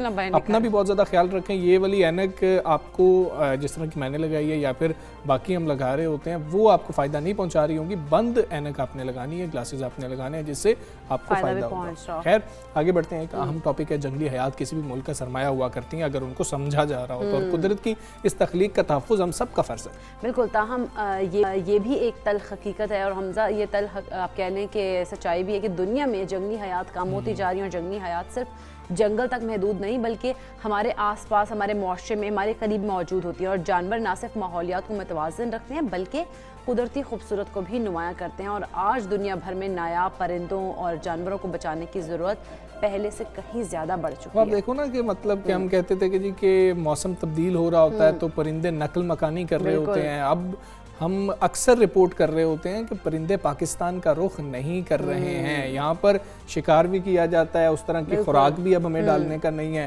مختلف ریسرچز ہیں کہ پرندے کیوں ٹریول کرتے ہیں، کہاں پر ٹریول کرتے ہیں. اب آپ دیکھیں وہ والے درخت ہی موجود نہیں رہے کہ جن پہ پرندے ہوا کرتے تھے، بسیرا کرتے تھے. بالکل وہ ایسی چیزیں نہیں رہی ہیں. تو اس وجہ سے ہمیں بھی بڑے سوچ سمجھنے کی ضرورت ہے اس وقت کہ پاکستان میں اس طرح سے چیزیں کیوں نہیں ہو رہی ہیں. اور ہر سال اگر بات کریں تو سینکڑوں یا ہزاروں نہیں بلکہ لاکھوں جنگلی جانوروں کو غیر قانونی شکار کے ذریعے ختم کر دیا جاتا ہے. اور پاکستان میں اگر ہم بات کریں تو کالا و سرمئی جو بڑا تیتر ہے وہ نیل گائے ہے، اور مطلب کہ دلدلی ہرن ہے، مرغابی ہے، کوئل ہے، بٹیر ہے، چکور ہے، اور مختلف ہم بات کرتے چلے جائیں گے. پرندے اور جانوروں کا ذکر کرتے جائیں گے. ان کا شکار بھی عام ہے اور یہاں پر ہم اس طرح سے کیئر بھی نہیں کر رہے ہوتے ہیں. ہم بنیادی طور پر غلطی کہاں پر کر رہے ہیں، اسی پر ہم نے آج بات کرنی ہے. بالکل. ہمارے ساتھ وائلڈ لائف ایکسپرٹ موجود ہیں اور ہم انہی سے فہد ملک سے جاننے کی کوشش کریں گے کہ آخر ہم لوگوں کو کیا کرنا ہے. السلام علیکم، گڈ مارننگ فہد. سب سے پہلے تو ہم آپ کو تھینک یو بھی کہیں کہ آپ بڑا اچھا کام کر رہے ہیں ان کے تحفظ کے لیے. کیا ضرورت ہے ویسے ابھی اس ٹائم کی، کتنی ضرورت ہے اس چیز کی کہ ہمیں ان کا تحفظ کرنے جنگلی حیات؟ وعلیکم السلام. سب سے پہلے تو میں بہت مشکور ہوں اس پلیٹ فارم کا جہاں پہ ہمیں بے زبانوں کی زبان بننے کے لیے یہاں پہ انوائٹ کیا گیا ہے. پاکستان کے اندر جنگلی حیات کا تحفظ ہو رہا ہے لیکن جس طرز کا ہونا چاہیے اس طرز کا نہیں ہو رہا. مثال کے طور پہ ہمارے جو محکمے ہیں ان میں وائلڈ لائف ڈپارٹمنٹ بھی ایک محکمہ ہے لیکن اس کے پاس سہولیات کا فقدان ہے. وہ اپنے مخصوص دائرے کے اندر رہ کے کام تو کر رہے ہیں لیکن اس کام کو بڑھانے کی ضرورت ہے. اور یہ ایک مکمل طور پہ گیپ ہے پبلک میں اور محکمے میں. محکمہ وائلڈ لائف جنگلی حیات، اب اس گیپ کو پورا کرنے کے لیے کسی نہ کسی کو تو آگے آنا ہے. تو میرا خیال ہے کہ یہ کسی بھی فرد واحد کی، جو آپ نیشنل لیول پہ بات کریں تو یہ ذمہ داری ہے ہر اس انسان کی جو باشعور ہے کہ ہم نے اپنے اس ماحول کو بچانا ہے جس ماحول میں ہم رہ رہے ہیں. اس ماحول میں مختلف اقسام کی جنگلی حیات، آپ کے نباتات، ٹھیک ہے. تو اس کو ہم نے فل کرنے کے لیے پھر ایک پلان کیا کیونکہ میں بچپن سے کام کر رہا تھا، مختلف پروگراموں میں اس کا ذکر کر چکا ہوں. بچپن سے وائلڈ لائف کے اوپر میں اپنے طور پہ کام کر رہا ہوں لیکن پھر میں نے دیکھا کہ وہ بہت کم ایریا میں جو میں کر رہا ہوں تو اس دائرے کو ہم بڑھائیں. ٹھیک ہے، اس کا پورے پاکستان میں جو ہے وہ اس کو لے کے چلیں. تو اس حوالے سے ہم نے پھر سوشل میڈیا کا سہارا لیا. سوشل میڈیا پہ ہم نے مختلف اویئرنیس کے گروپس بنائے، پھر ہم نے ان کے ذریعے لوگوں کو اویئرنیس دینا شروع کی. تو یہ بیسیکلی جو ہے نا یہ آگاہی ہے جس کا فقدان ہوتا ہے. لوگ ان جانوروں کو خطرناک سمجھتے ہیں. اصل میں ہمارے پاکستان میں ایک اور بھی چیز ہے کہ لوگ جنگلی حیات کو چند مخصوص جانور ہی سمجھتے ہیں. مثال کے طور پہ مور ہے، اس جیسے خوبصورت پرندے، مارخور ہے، یا آپ کہہ لیں کہ براؤن بیئر ہے جن کے اوپر بڑی این جی اوز کا صرف ورک چل رہا ہے. لیکن جو نچلے لیول پہ چھوٹی وائلڈ لائف ہے ان کا کوئی ذکر ہی نہیں کرتا اور ان کو بالکل فضول قسم کی مخلوق سمجھ کے اگنور کیا جاتا ہے. تو ہم ان کو بھی ساتھ لے کے چل رہے ہیں کیونکہ پاکستان ایک، میں کہتا ہوں، بہت بڑا یہاں پہ وائلڈ لائف کا ہے. یہاں پہ جنگلی جانور، ان کی تقریباً جو ممالیہ کی اقسام ہیں وہ 175 کے قریب ہیں. پرندوں کی جو اقسام ہیں جن میں ہجرتی پرندے بھی پاکستان میں آتے ہیں، یورپ سے، سائبیریا سے، رشیا سے، ان میں تقریباً وہ 800 کے قریب اقسام ہیں. اور جو رینگنے والے جانور جن سے خاص طور پہ ہمارے لوگ نفرت کرتے ہیں، حالانکہ وہ اس ہمارے ماحول کا اہم حصہ ہے اور اس کا ایک جو ہمارا حیاتیاتی تنوع ہے اس کے اندر اس کا اہم رول ہے، تو اس کو نظر انداز کرتے ہیں، نفرت کرتے ہیں، مارتے ہیں. ٹھیک ہے، یہ بھی ہمیں ذرا بتائیں کہ پاکستان کے کن علاقوں میں اگر ہم وائلڈ لائف کا ذکر کر رہے ہیں تو زیادہ خطرات ان کو لاحق ہیں؟ دیکھیں وائلڈ لائف مخصوص کسی جنگلی حیات، جو جنگلی حیات ہے یہ مخصوص کسی ایریا میں نہیں ہے. اس کا تعلق آپ کے اربن ایریا میں بھی ہے، کیونکہ یہ انسانی آبادی کا جو پھیلاؤ ہے اس کے بڑھنے کی وجہ سے ان کے جو قدرتی اماد گاہیں ہیں وہ متاثر ہوئی ہیں، لیکن پھر بھی وہاں کہیں نہ کہیں کچھ نہ کچھ جو اقسام ہیں وہ سروائیو کر رہی ہیں، تو ان کا تحفظ ہے. اور پھر جو ان کے مخصوص قدرتی اماد گاہیں ہیں جہاں پہ ہم جس کو جنگل کہتے ہیں، جنگلی ایریا، وہاں پہ بھی ان کی مختلف اقسام جو ان کو خطرات درپیش ہیں. وہ انلیگل ان کی اسمگلنگ ہے، ان کا شکار ہے، اور آپ کہہ لیں کہ وہاں پہ لوگ نالج نہ ہونے کی وجہ سے ان کو خطرناک سمجھ کے مار دیتے ہیں. تو ہماری کوشش ان لوگوں کو آگاہی دینا ہے. اس کے لیے ہم نیشنل لیول پر اور انٹرنیشنل لیول پہ مختلف لوگوں کے ساتھ جو اس طرح کا کام فلاحی طور پہ کر رہے ہیں ہم ان کے ساتھ مل کے چل رہے ہیں. تو اس کا ہمیں بہت زیادہ جو ہے مثبت جو ریزلٹس ہیں وہ مل رہے ہیں جب سے شروع کیا ہے. تو میرا ماننا ہے کہ پاکستان کے اندر جس طرح یہ محکمے ہیں اور جو این جی اوز ہیں، مثال کے طور پہ بڑی این جی او WWF ہے، ہم ان کے ساتھ مل کے اس کام کو مزید بہتری کی طرف لے جانا چاہ رہے ہیں. ٹھیک ہے، یہ پریکٹیکل ورک چاہیے. اچھا، ویسے پاکستان کے اندر آپ نے نوٹس کیا کہ جس طرح سے ویسٹ میں ہم دیکھتے ہیں، مہذب معاشروں میں دیکھتے ہیں، جانوروں سے اتنا پیار بھی نہیں کیا جاتا ہے. ہم ویسی مطلب کوشش کر رہے ہوتے ہیں جو پالتو ہوتے ہیں ان کے ساتھ ہم کرتے ہیں، اور لیکن جو باہر ہوتے ہیں پالتو کی بھی آپ کو لگتا ہے کہ ریشو بہت زیادہ کم ہے اگر ہم باقی ممالک کے ساتھ کمپیریزن کر رہے ہو؟ پاکستان سمیت پوری دنیا میں ہی جانوروں کے ساتھ جو مسائل ہیں نا وہ درپیش ہیں. اصل میں ہمارا جو منفی پکچر ہے نا پاکستان کی وہ زیادہ ہائی لائٹ ہوتی ہے. یہ مسائل دوسرے ممالک میں بھی ہیں. جنگلی حیات کی انلیگل ٹریڈنگ، آپ کا ان کے ساتھ ظلم، نسل کشی، پیٹس اینیملز جو ان کے ساتھ لوگوں کا برتاؤ، جو ایکسپینسو اینیملز ہیں وہ لوگ گھر میں رکھ لیتے ہیں، لیکن جو گلی محلوں میں نظر آتے ہیں پرندے جانور جو زخمی ہوتے ہیں ان کا لوگ خیال نہیں کرتے. یہ مسائل پوری دنیا میں، یہ پاکستان میں نہیں ہے. ان کے اوپر آگاہی کے ساتھ اور پریکٹیکل ورک کے ساتھ کرنے کی ضرورت ہے اس کام. اچھا فہد، یہ بتائیے گا سہولیات کی آپ بات کرتے کہ سہولیات نہیں ہے، تو کون سی سہولیت ہونی چاہیے محکمہ وائلڈ لائف کے پاس کہ ان چیزوں کا جو جنگلی حیات ان کا تحفظ ہم کو یقینی بنایا جا سکے؟ سب سے پہلے تو دیکھیں پیشن کی بات ہے، جنون ہونا چاہیے، فکر ہونی چاہیے، ذمہ داری ہے ہماری. ہم جتنا بھی اپنے آپ کو ڈیولپ کر لیں ایز اے ہیومن، ہمیں اپنے قدرتی نظام کو بہتر کرنے کی ضرورت ہے. میں یہ سمجھتا ہوں کہ ایک وقت آئے گا اگر ہم ان چیزوں کو نہ سمجھے تو اگلے 25 سے 30 سال ہمارے لیے بہت زیادہ ٹف ہونے والے ہیں پوری دنیا کے لیے. اچھا، تو ہمیں ضرورت ہے ہم لوگوں کو زیادہ سے زیادہ جتنا جلدی ہو سکے جو بھی پلیٹ فارم ہو ہم اس کو استعمال کر کے آگاہی دیں. اور اس کا رزلٹ میں آپ کو بار بار اس لیے بتا رہا ہوں کہ کوئی بھی وائلڈ لائف جو آج سے 3 4 سال 5 سال پہلے پاکستان کے اندر لوگوں کے وہم و گمان میں بھی نہیں تھی، وہ اب لوگوں کو پتہ چل رہا ہے اور اس کے اوپر وہ ہمارے ساتھ تعاون کرتے ہیں. ٹھیک ہے، جن کو پتہ ہے.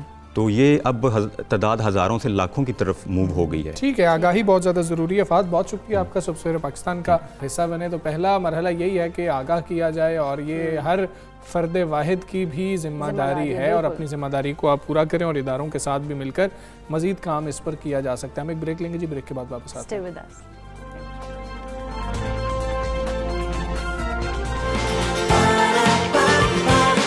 صبح سویرے پاکستان،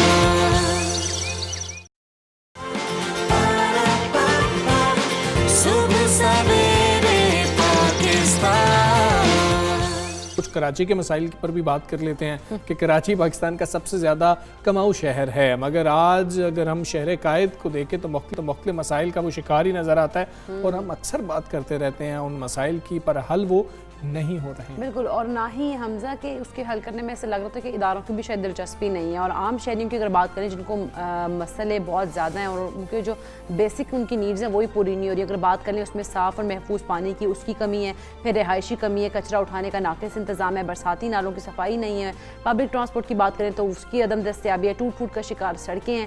تو یہ سارے مسائل ہیں کراچی والوں کو. اور ہم صحت اور تعلیم کی جو سہولیات ہیں جو کہ بیسک نیڈز ہیں وہ بھی نہیں پوری ہو رہی ہیں، ان کی بھی کمی ہے، بجلی کی کمی ہے، شہر کا جو بہنگم پھیلا ہوا ہے، شہری سیلاب کا مسئلہ وغیرہ، یہ سب تمام جو مسائل ہیں یہ شہر کے بڑے مسائل بھی ہیں. اور گزشتہ 13 سال سے سندھ پر برسر اقتدار پیپلز پارٹی نے کراچی کو جو دیا ہے وہ سب کے سامنے ہی آج موجود ہے. دوسری جانب سندھ حکومت جس طرح سے ابھی بھی وزیر اعلیٰ سندھ وفاقی حکومت پر تنقید کر رہے تھے اور عوام بھی یہ سوال کر رہے ہیں کہ 1100 ارب روپے کے بڑے منصوبے کدھر گئے، کراچی ٹرانسفارمیشن پلان کدھر گیا، 1 سال مکمل ہونے کو ہے، اس کے باوجود لوگ یہ کہہ رہے ہیں کہ شاید منصوبوں کے ڈیزائن ابھی تک مکمل نہیں ہو سکے اور کچھ سمجھ نہیں لگ پا आ रही है, कौन सा काम पीपल्स पार्टी कर रही है, कौन सा काम वफाक कर रहा है, तो इस हवाले से भी थोड़ी सी कन्फ्यूजन पाई जाती है। बात कर लेंगे opposition leader Sindh assembly Ali Adil Sheikh साहब मौजूद हैं। शेख साहब अस्सलाम वालेकुम, गुड मॉर्निंग। शेख साहब, पहले वज़ीर आला सिंध जो गुफ्तगू कर रहे थे उस पर आपका कॉमेंट ले लेते हैं। आपके हवाले से साफ़ी ने क्वेश्चन किया, उन्होंने कहा जी बुखलाहट का शिकार हैं, आखिरी दिन चल रहे हैं, सिंध के साथ नाइंसाफ़ी हो रही है, इसीलिए आप लोग ज़रा ज़्यादा शोर मचा रहे हैं सिंध में बैठकर, क्योंकि आखिरी दिन आप लोगों के चल रहे हैं।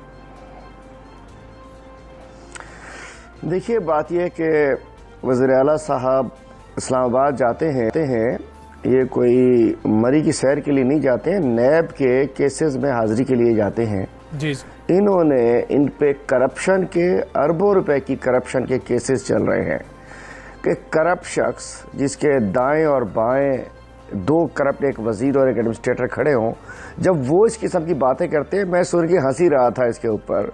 वज़ीर आला साहब फरमा रहे हैं कि जी नाकाम हुकूमत है, ये है। सिंध में तो करप्ट हुकूमत तो थी ही, चोर डाकू लोग कह रहे थे, हम भी कह रहे थे।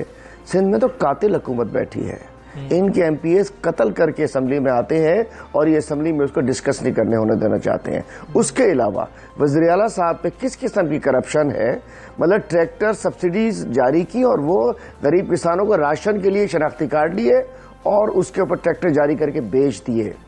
Nooriabad park Anwar Majeed and company को उन्होंने सब्सिडी दे दी, चूँकि पैसे बढ़ गए थे। थर के आरओ प्लांट जो प्यासे थर को पानी देने थे, उसके अंदर भी इन्होंने करप्शन की है। ज़कात के पैसों में भी इन्होंने करप्शन की है।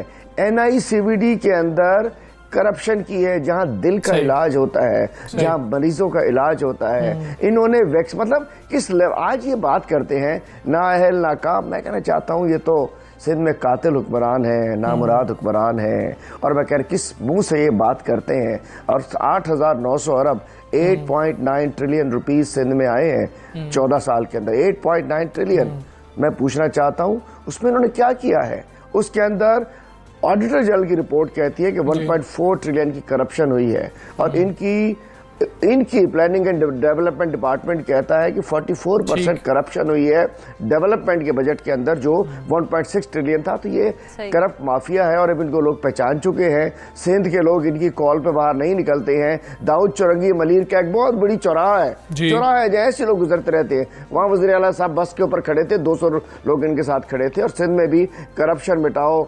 सिंध बचाओ, पीपल्स पार्टी भगाओ, ज़बरदस्त तहरीक चल रही है। और मैं समझता हूँ कि सिंध में इनका दौर 14 साल ये जो इनका स्याह दौर था खत्म हुआ चाहता है इंशाल्लाह। आज सिंध के लोगों में से बेसिक अगर प्रॉब्लम्स हम देख रहे हो कराची के शहरियों के लिए, तो ट्रांसपोर्ट की है, सेवरेज की है, साफ पानी के प्रोजेक्ट्स हैं जो कि साल से मुकम्मल ही नहीं हो सके हैं। तो इन सब में आप क्या समझते हैं सबसे बड़ी रुकावट सिंध हुकूमत है, या फिर सिंध हुकूमत हमेशा ये कर रही होती है ब्लेम कि वफाक से फंड्स जो हैं वो ही नहीं मिल रहे हैं? जी, अब एक मिनट, मुझे चूंकि एक स्वीपिंग स्टेटमेंट आ रहा होता है कि 1100 अरब कहाँ गए, कुछ भी नहीं हुआ, मैं चाहता हूँ क्लैरिटी दे दूँ, चूंकि हम इसमें डे टू डे डील कर रहे हैं, तो इसमें मैं क्लैरिटी दे दूँ, वाज़ेह पिक्चर दे दूँ। देखिए जी, सबसे पहले हम आए 162 अरब के पैकेज का जिक्र चला, बड़े से ढोल पिटा, उसके अंदर काम स्टार्ट हुआ, लेकिन उन्होंने NOCs वगैरह नहीं दी। फिर SIDCL Sindh infrastructure development company corporation limited, उसके जरिए काम स्टार्ट हुआ, जिन्होंने कहा कि जी ये तो ईस्ट इंडिया कंपनी बन गई, लेकिन फिर भी आपको पता है कि बड़ी रोड्स बनी, ओवरहेड ब्रिजेस बने, सारा कुछ उसके जरिए हुआ। अब मैं आता हूँ आपके सवाल पे। फिर हुआ कि चलो जी ये तो मसला ही बनता है, इकट्ठा करके एक 1100 अरब के प्रोजेक्ट्स बनाते हैं, डिवाइड कर लेते हैं, कुछ वफाक ले लेती है, कुछ सीन ले लेता है, और PCIC बना के उसका चेयरमैन भी इनको नाअहल शाह साहब को कर देते हैं उसके अंदर। उसके अंदर क्या होता है, उसमें जो वफाक के ज़िम्मे कमाया, वो आपने कहा कुछ भी नहीं हुआ। मैं बताना चाहता हूँ, सबसे पहले पिछले साल लोगों को डूबते हुए आपने देखा, हमने देखा, प्राइम मिनिस्टर ने नोटिस लिया, 35 अरब रुपए रखे गुजर नाला, औरंगी नाला, महमूदाबाद नाला की सफाई के लिए, मतलब उसकी वाइडनिंग थी, रोड थी और लाइनिंग थी, सब कुछ था उसकी रिहेबिलिटेशन के लिए। अल्हम्दुलिल्लाह उसका इस दफा आपने देखा कि 80% काम उसका मुकम्मल हो चुका है। दूसरा था ग्रीन लाइन, ट्रांसपोर्ट सिस्टम हमारे जिम्मे था। ग्रीन लाइन की बसेस कराची में पहुंच चुकी हैं, अब वो स्टार्ट हुआ चाहती है, बसेस आ चुकी हैं, आर्टिकुलेटेड बसेस है, कहीं नहीं, जो दुनिया के कहीं मिलेगी, बसेस यहाँ पहुंच चुकी हैं। KCR का इफ्तिताह ہو چکا ہے. پرائم منسٹر خود آ کر کے چلے. کراچی سرکولر ریلوے جو کہ ہونی چاہیے, صرف لوکل ٹرین کی بات نہیں کر رہا میں, اس کا افتتاح ہو چکا ہے, کام سٹارٹ ہو رہا ہے اس کے اوپر. فریٹ ٹرمینل کا افتتاح انشاءاللہ اسی مہینے میں 20 دن میں ہو سکتا ہے. اس کے علاوہ اب آ جائیے K4. 13 سال میں 13 بوند پانی کراچی کو نہیں بڑھایا انہوں نے. K4 کا پروجیکٹ 13 ارب ضائع کر دیے اس کے اندر. K4 وابڈا کے حوالے ہو چکا ہے, اس کی اسٹڈی بن رہی ہے اور ٹائم لائن رکھی گئی ہے 14 اگست 2023 انشاءاللہ. اب اس کی جیسے ہی چونکہ وابڈا کا ہو چکا, اس کا آپ پتہ ہے پہلے تو انہوں نے ضائع کر دیا نا, اب میں اس پہ بتاؤں. اور وہ یہ ہمارے ذمہ تھا, نالے, ٹرانسپورٹ, KCR, فریٹ ٹرمینل اور کیا کہنا چاہیے آپ کو میں نے بتایا K4. اب سندھ گورنمنٹ کے ذمہ کیا تھا؟ 3 بڑے نالے ہمارے تھے, میگا نالے ہیں, 41 KMC کے اور 500 DMC کے نالے تھے, ایک پہ کام سٹارٹ نہیں کیا. سندھ گورنمنٹ کے ذمہ روڈ, راستے, کچرا صاف کرنا تھا. ایک روڈ نہیں بنی, ایک کچرے کے لیے. کل میں نے چند موٹر سائیکل وہ دیکھی تھی, لوڈر, موٹر سائیکل لوڈر وہ چلتے ہوئے نظر آئے. مطلب ان کے جو ذمہ کام ہے, جو جس پہ آپ سب لوگ آتے ہیں جب پھرتے ہیں روڈوں کے اوپر. اچھا, اور K4 پہ ہم نے پہنچانا ہے دھابے جی تک پانی, دھابے جی سے کراچی لے کر آنا ہے گھروں تک, نلکے تک. وہ اس نااہل حکومت کے ذمہ ہے, وہ کچھ نہیں ہوا. اور انہوں نے بسز, ان کی orange line 0, red line 0, blue line 0, انہوں نے بھی 5-6 ٹرانسپورٹ. علی مادل جی صاحب بہت شکریہ آپ کا. سبستان سے آپ بات کر رہے تھے, معاملہ یہی ہے جس طرح سے پہلے وزیر اعلیٰ سندھ سید مراد علی شاہ گفتگو کر رہے تھے. انہوں نے کہا کہ آئین اور قانون کے مطابق تو یہ ملک کو چلا ہی نہیں رہے ہیں. پھر انہوں نے بیوروکریسی کے حوالے سے کہا کہ جو افسران اچھا کام کر رہے ہوتے ہیں یہ اس کو فیڈریشن تو سمجھتے ہی نہیں ہے, ان کو کہتے ہیں کہ ان کو واپس بلا لیتے ہیں. لیکن علی مادل شیخ صاحب اور جس طرح سے PTI کا موقف ہے وہ یہی ہے کہ جو کام کیا ہے کراچی میں وہ ہم لوگوں نے کیا ابھی تک. آپ نے کیا کیا؟ اور 1100 ارب کا جو پیکج تھا جس کا اعلان وزیر اعظم صاحب نے کیا. یہ بات کرتے کہ 13 ایئرز ہو گئے آپ کو بھی گورن کرتے ہوئے, آپ لوگوں نے کیا کیا ہے, ہم ہی ساری چیزیں بھی کر رہے ہیں وہاں کیا کہ جو بیسک ان کی پرابلمز ہیں شہریوں کی. اچھا, یہ جو مایوس کن حالات ہیں ان سے تھوڑی دیر کے لیے باہر نکلتے ہیں, خاص طور پہ معیشت کے حوالے سے بھی جو مایوس کن صورتحال ہے اس میں ایک اچھی خبر یہ ہے کہ ٹیکسٹائل کی برآمدات میں ہم اضافہ دیکھ رہے ہیں. اچھا, قومی ادارہ شماریات کے جاری کردہ اعداد و شمار یہ بتا رہے ہیں کہ ٹیکسٹائل اور ملبوسات کی جو برآمدات ہیں اس سال کے پہلے 4 مہینوں کی اگر بات کریں تو اس میں 26.55% اضافے کے ساتھ 6.2 بلین ڈالرز تک پہنچ گئی ہیں. اور ٹیکسٹائل اور ملبوسات کی برآمد میں ترقی کی رفتار عالمی منڈی سے بڑھتی ہوئی مانگ کے ساتھ ساتھ روپے کی قدر میں بڑے پیمانے پر کمی کی وجہ سے مستحکم ہے. اچھا, اور وزارت تجارت کا تخمینہ ہے کہ شمالی امریکہ اور یورپی ممالک میں لاک ڈاؤن میں نرمی پاکستانی ٹیکسٹائل کے سامان کی اعلیٰ منڈی برآمدات کو بڑھانے میں مدد ملے گی. اور ٹیکسٹائل جو ہے ملکی مینوفیکچرنگ کا سب سے بڑا شعبہ ہے جو صنعتی شعبے میں کام کرنے والی تقریباً 40% لیبر فورس کو روزگار بھی فراہم کرتا ہے. بالکل حمزہ, اب یہ وجوہات جانا بھی ضروری ہے کہ کیا وجوہات ہیں جن کی وجہ سے یہ اس نے اس میں گروتھ ہم نے دیکھی ہے. ہم بات کریں گے چیئرمین پاکستان ہوسٹری مینوفیکچررز ایسوسی ایشن کاشف ور صاحب موجود ہیں. السلام علیکم, گڈ مارننگ. کاشف ضیاء صاحب, ٹیکسٹائل کی ایکسپورٹ میں جو زبردست اضافہ دیکھنے میں آیا ہے اس کی جو وجوہات ہیں وہ کیا ہیں اور کیا یہ رجحان جاری رہے گا؟ دیکھیں, سب سے پہلے تو میں تھوڑی سی چیزیں واضح کر دینا چاہتا ہوں کہ جب سے PTI کی گورنمنٹ امپاور ہوئی ہے اور as compare to previous governments کا اگر کمپیریزن کیا جائے تو کسی نے ٹیکسٹائل کے شعبے کے اوپر اتنی توجہ نہیں دی جتنی PTI گورنمنٹ نے دی ہے. اگر ہم سیل ٹیکس کی بات کریں, کیونکہ ہمارے ایکسپورٹرز کے جو آلویز جو مسائل تھے وہ یہی تھے کہ ہمارے ریفنڈز گورنمنٹ کے پاس رہتے تھے اور کوئی بھی ٹیکسٹائل پالیسی اس طرح کی نہیں دی جاتی تھی کہ جس کی وجہ سے ہم لیول پلینگ فیلڈ ہمارے پورے ریجن میں ہمیں مل سکے. نو ڈاؤٹ عمران خان صاحب کا ویژن, رزاق داؤد صاحب کی پالیسیز اور میاں اسلم اقبال جو کہ پنجاب کے منسٹر انڈسٹریز کے, ان سب کا جو ویژن ہے کہ پاکستان کی ایکسپورٹ کو بڑھایا جا سکے. اور آپ جیسا کہ آپ بات کر رہے تھے کہ شماریات جو دیکھے جائیں کہ پچھلے کوارٹر جو فسکل ایئر کا جو کوارٹر ہے جولائی ٹو اکتوبر کا, اس میں 26% کی گروتھ ہے as compare to the last year.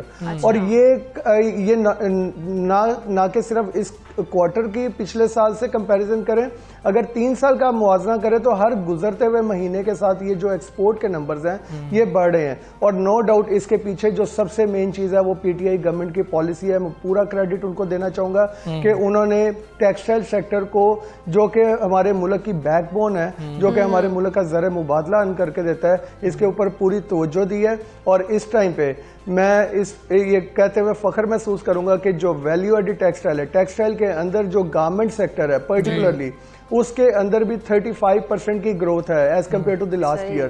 اور یہ وہ چیز ہے کہ بنگلہ دیش نے جو اتنے اپنی ایکسپورٹ کو بڑھایا ہے انہوں نے ویلیو ایڈڈ ٹیکسٹائل کے سر پہ بڑھایا, اور اب پاکستان بھی اسی ڈائمینشن پہ جا رہا ہے کہ ہماری بھی جو ویلیو ایڈڈ کی ٹیکسٹائل ہے وہ ہر گزرتے ہوئے دن کے ساتھ ہماری ایکسپورٹ میں اضافہ ہو رہا ہے. کاشف صاحب, یہ عام طور پر جو ہے خبریں بھی آ رہی تھیں, اس حوالے سے بھی کنفرم کر دیجئے گا کہ جی جو بنگلہ دیش آرڈرز لے رہا تھا وہ بھی پاکستان کو مل رہے تھے, ایون چائنا کے آرڈرز بھی پاکستان کو ملنا شروع ہو گئے تھے. انڈسٹری گرو کر رہی ہے, ٹیکسٹائل انڈسٹری کی بات کریں, اس میں صداقت کتنی ہے اور اس میں مزید کتنا پوٹینشیل ہے؟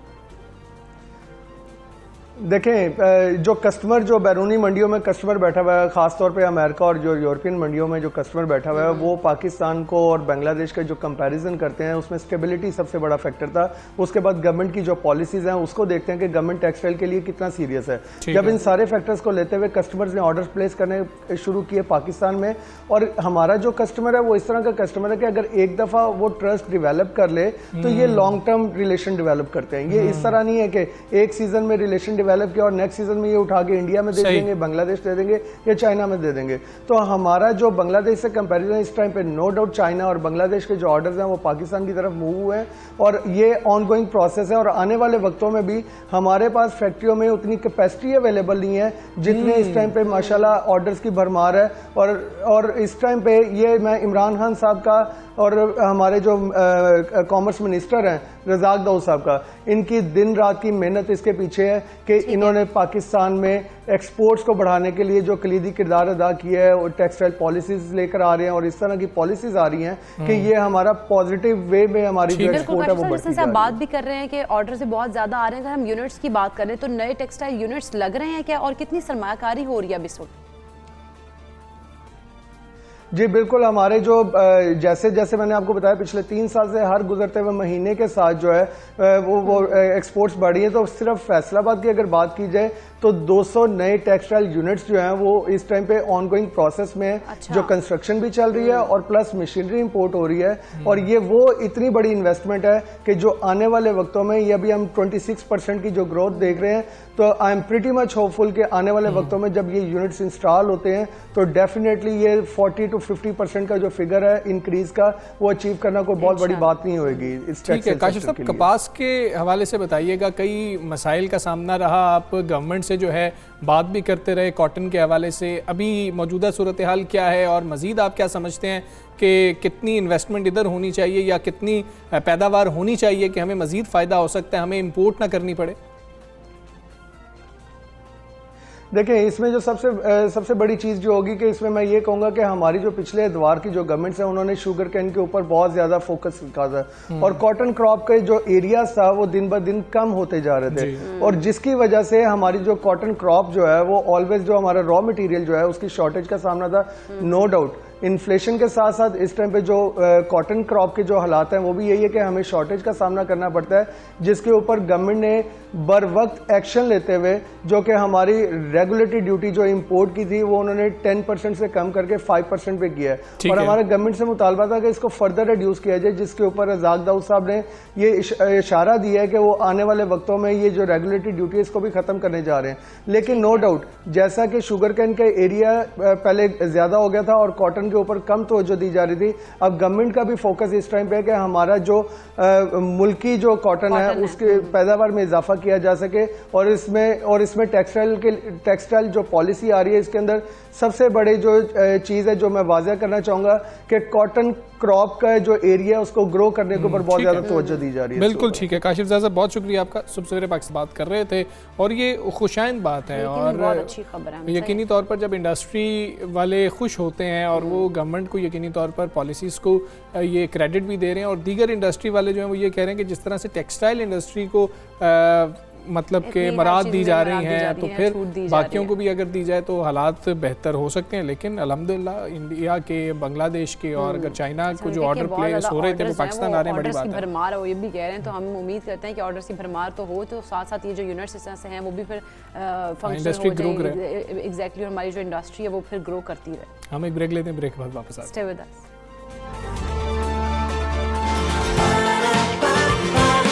صبح سویرے پاکستان, صبح سویرے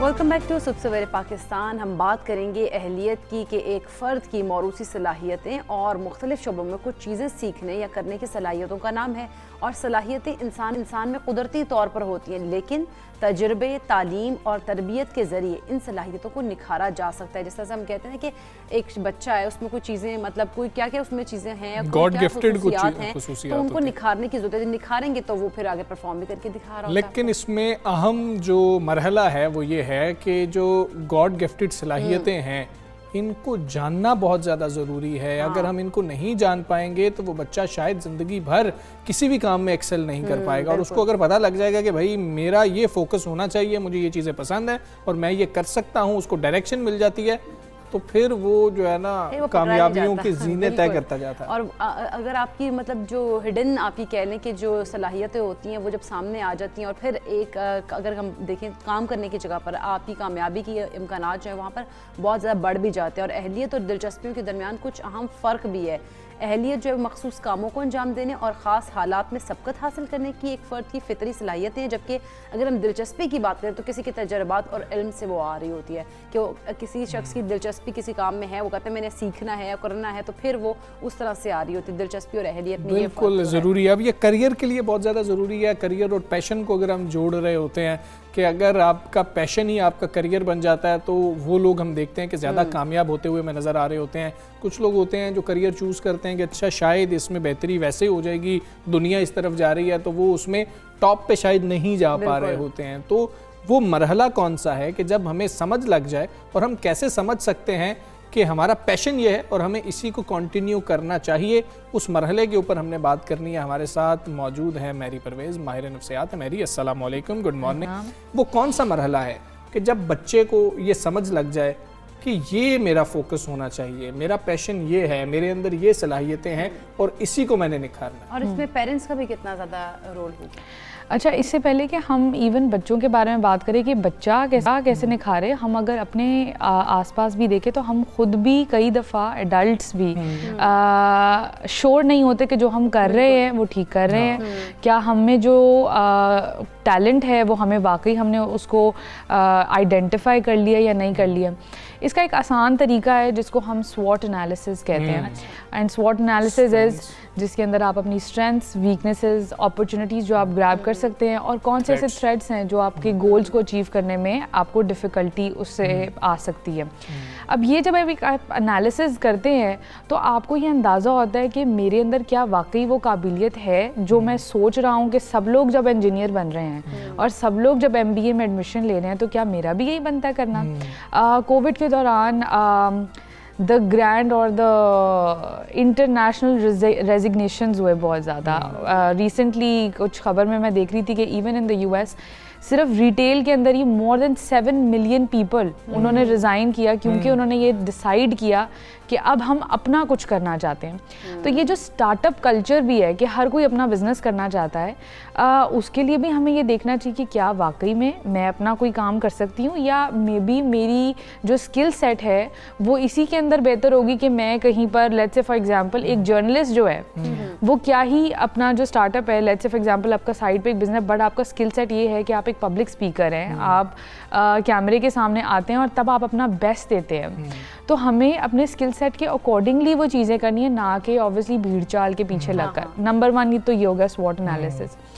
नंबर 2 ये है कि जो आप चीज़ करियर पिक करना चाह रहे हैं, जैसे आपने राइटली पॉइंट आउट किया कि एक चीज़ है आपका पैशन जिसमें आपकी दिलचस्पी है, आप वो करना चाहते हैं, और दूसरी चीज़ है कि क्या आप वाकई कर सकते हैं। अब जो वाकई कर सकने वाली जो सिचुएशन है उसके अंदर अब आपके फाइनेंसेस आ जाते हैं, आपके पास existing skill set, existing qualification क्या है वो आ जाती है, आपके long term short term goals क्या हैं। गोल्स के अंदर ये भी आ जाता है कि आप किस तरह का लाइफस्टाइल जो है वो अडेप्ट कर सकते हैं। फॉर एग्जांपल कोई ऐसा बंदा जो मीडिया से ताल्लुक़ रखता हो, जिसके अंदर बहुत ग्लैम और बहुत ज़्यादा फास्ट पेस्ड लाइफ है आपकी, हो सकता है कि एज एन इंडिविजुअल जो कि मैं एक इंट्रोवर्ट हूँ और मैं एक बहुत काम सूदिंग लाइफ प्रेफर करती हूँ, मुझे ज़्यादा सोशल सेटिंग पसंद नहीं है वगैरह वगैरह, हो सकता है मैं کام وہ کرنا چاہتی ہوں لیکن اس سیٹ اپ کے اندر میں کمفرٹیبل نہ ہوں, تو وہ لانگر رن کے اندر شاید میری مینٹل ہیلتھ کو, میری پرسنالٹی کو کانفلکٹ ایک دے سکتا ہے. تو اس لحاظ سے آپ کو اپنا جو ہے پرسنالٹی کے اکارڈنگلی آپ نے کیسے کریئر کو پک کرنا ہے, یہ بہت ضروری بات ہے. ہم لوگ کئی دفعہ پوری زندگی سفر کر رہے ہوتے ہیں, ہم یہی سوچ رہے ہوتے ہیں کہ میں محنت تو بہت کر رہی ہوں, ایکسل کیوں نہیں کر رہے. آپ اس لیے ایکسل نہیں کر رہے کیونکہ آپ نے کوئی ایسی چیز پک کر لی ہے اپنے لیے جس کے اندر آپ اسٹرگل کر رہے ہیں, اور آپ کانسٹنٹلی آپ اس تھریش ہولڈ پہ یا اس ڈائریکشن پہ آپ نہیں پہنچ پا رہے ہیں جہاں پر آپ اپنا بیسٹ دے سکتے ہو. تو یہ بڑی ضروری چیزیں ہیں. تو جس سے یہ سوٹ انالیسس کی بات کر رہی ہیں, یہ ہر کوئی کر سکتا ہے یا پھر ہمیں جانا پڑے گا اور ہمیں جا کے جو ماہر ہیں ان کے پاس جانا پڑے گا اور ان کے ساتھ صلاح مشورہ کر کے پھر ہم کر سکتے ہیں اور پھر ہی ہم اپنے کریئر کو یا جو بھی ہمارا پیشن ہے ہم اس کو لے کے چل سکتے ہیں؟ یہ آپ انڈیویجولی بھی کر سکتے ہیں. جیسے کہ دیکھیں اسٹرینتھ, ویکنیس, اپرچونٹی کون سی آپ کے پاس ابھی ہے اور کیا آپ کو مشکلات آ رہی ہیں, تھریٹس جو ہیں. آپ بیٹھے ہیں, آپ نے 4 کالم بنائے ہیں اور آپ اس کے اندر فل آؤٹ کرنا جب سٹارٹ کریں, ہاں ضرور آپ کسی ایک نیوٹرل بندے کا پرسپیکٹیو ضرور لیں. ہو سکتا ہے مجھے لگتا ہو کہ یہ میری اسٹرینتھ ہے لیکن شاید وہ نہ ہو, اور آپ کو جب ایک نیوٹرل پرسپیکٹیو ملتا ہے تو وہ نیوٹرل پرسپیکٹیو سے آپ ایک بہتر نان بائسڈ ججمنٹ کر سکتے ہیں کہ نہیں مجھے تو یہ لگتا ہے کہ میری ویکنیس, فار ایگزامپل کسی کو یہ لگتا ہو کہ میں کیمرے کے سامنے اچھی نہیں لگتی ہوں, لیکن آپ ایز اے ویور مجھے بتائیں کہ نہیں آپ تو بہت اچھی لگ رہی تھیں, تو مطلب میرا جو لیک آف کانفیڈنس ہوگا جو کہ مجھے لگ رہا ہے کہ میری ویکنیس ہے, وہ آپ کے نیوٹرل اوپینین کی وجہ سے وہ چینج ہو سکتا ہے, اس کو انہانس کیا جا سکتا ہے. ایک ایگزامپل میں یہاں پہ اگر دوں تو ایلون مسک ایک بہت فیمس پرسنالٹی ہے اس دنیا کے اندر. ہی از اے سیلف ٹاٹ مین. انہوں نے خود سیکھ کر وداؤٹ اے کوالیفیکیشن انہوں نے راکٹ تیار کر دیا. اس کا مطلب یہ ہے کہ کوئی بھی ایسی چیز نہیں ہے جو کہ آپ سیکھ نہیں سکتے. کوالیفیکیشن, ایکسپیرینس, یہ ساری چیزیں میٹر کرتی ہیں, لیکن ایک کریئر کو پک کرنے کے لیے آج کے دور کے اندر اسپیشلی ہم یہ سیکھ سکتے ہیں, دیکھ سکتے ہیں کہ ڈیجیٹل ایجوکیشن کی وجہ سے, گوگل کی وجہ سے ہم بہت سی ایسی چیزیں سیکھ سکتے ہیں جو کہ شاید آپ کی اسکولز, آپ کی یونیورسٹیز وہ چیزیں نہیں سکھا رہی. ٹھیک ہے, میری یہ رسک جو ہے ایک اندر بہت اہم فیکٹر پلے کر رہا ہوتا ہے. عام طور پر کہا جاتا ہے جو رسک ٹیکرز ہوتے ہیں وہی سب سے زیادہ کامیاب ترین لوگ ہوتے ہیں. تو رسک لیتے وقت کس چیز کو دیکھنا چاہیے آپ کے خیال میں؟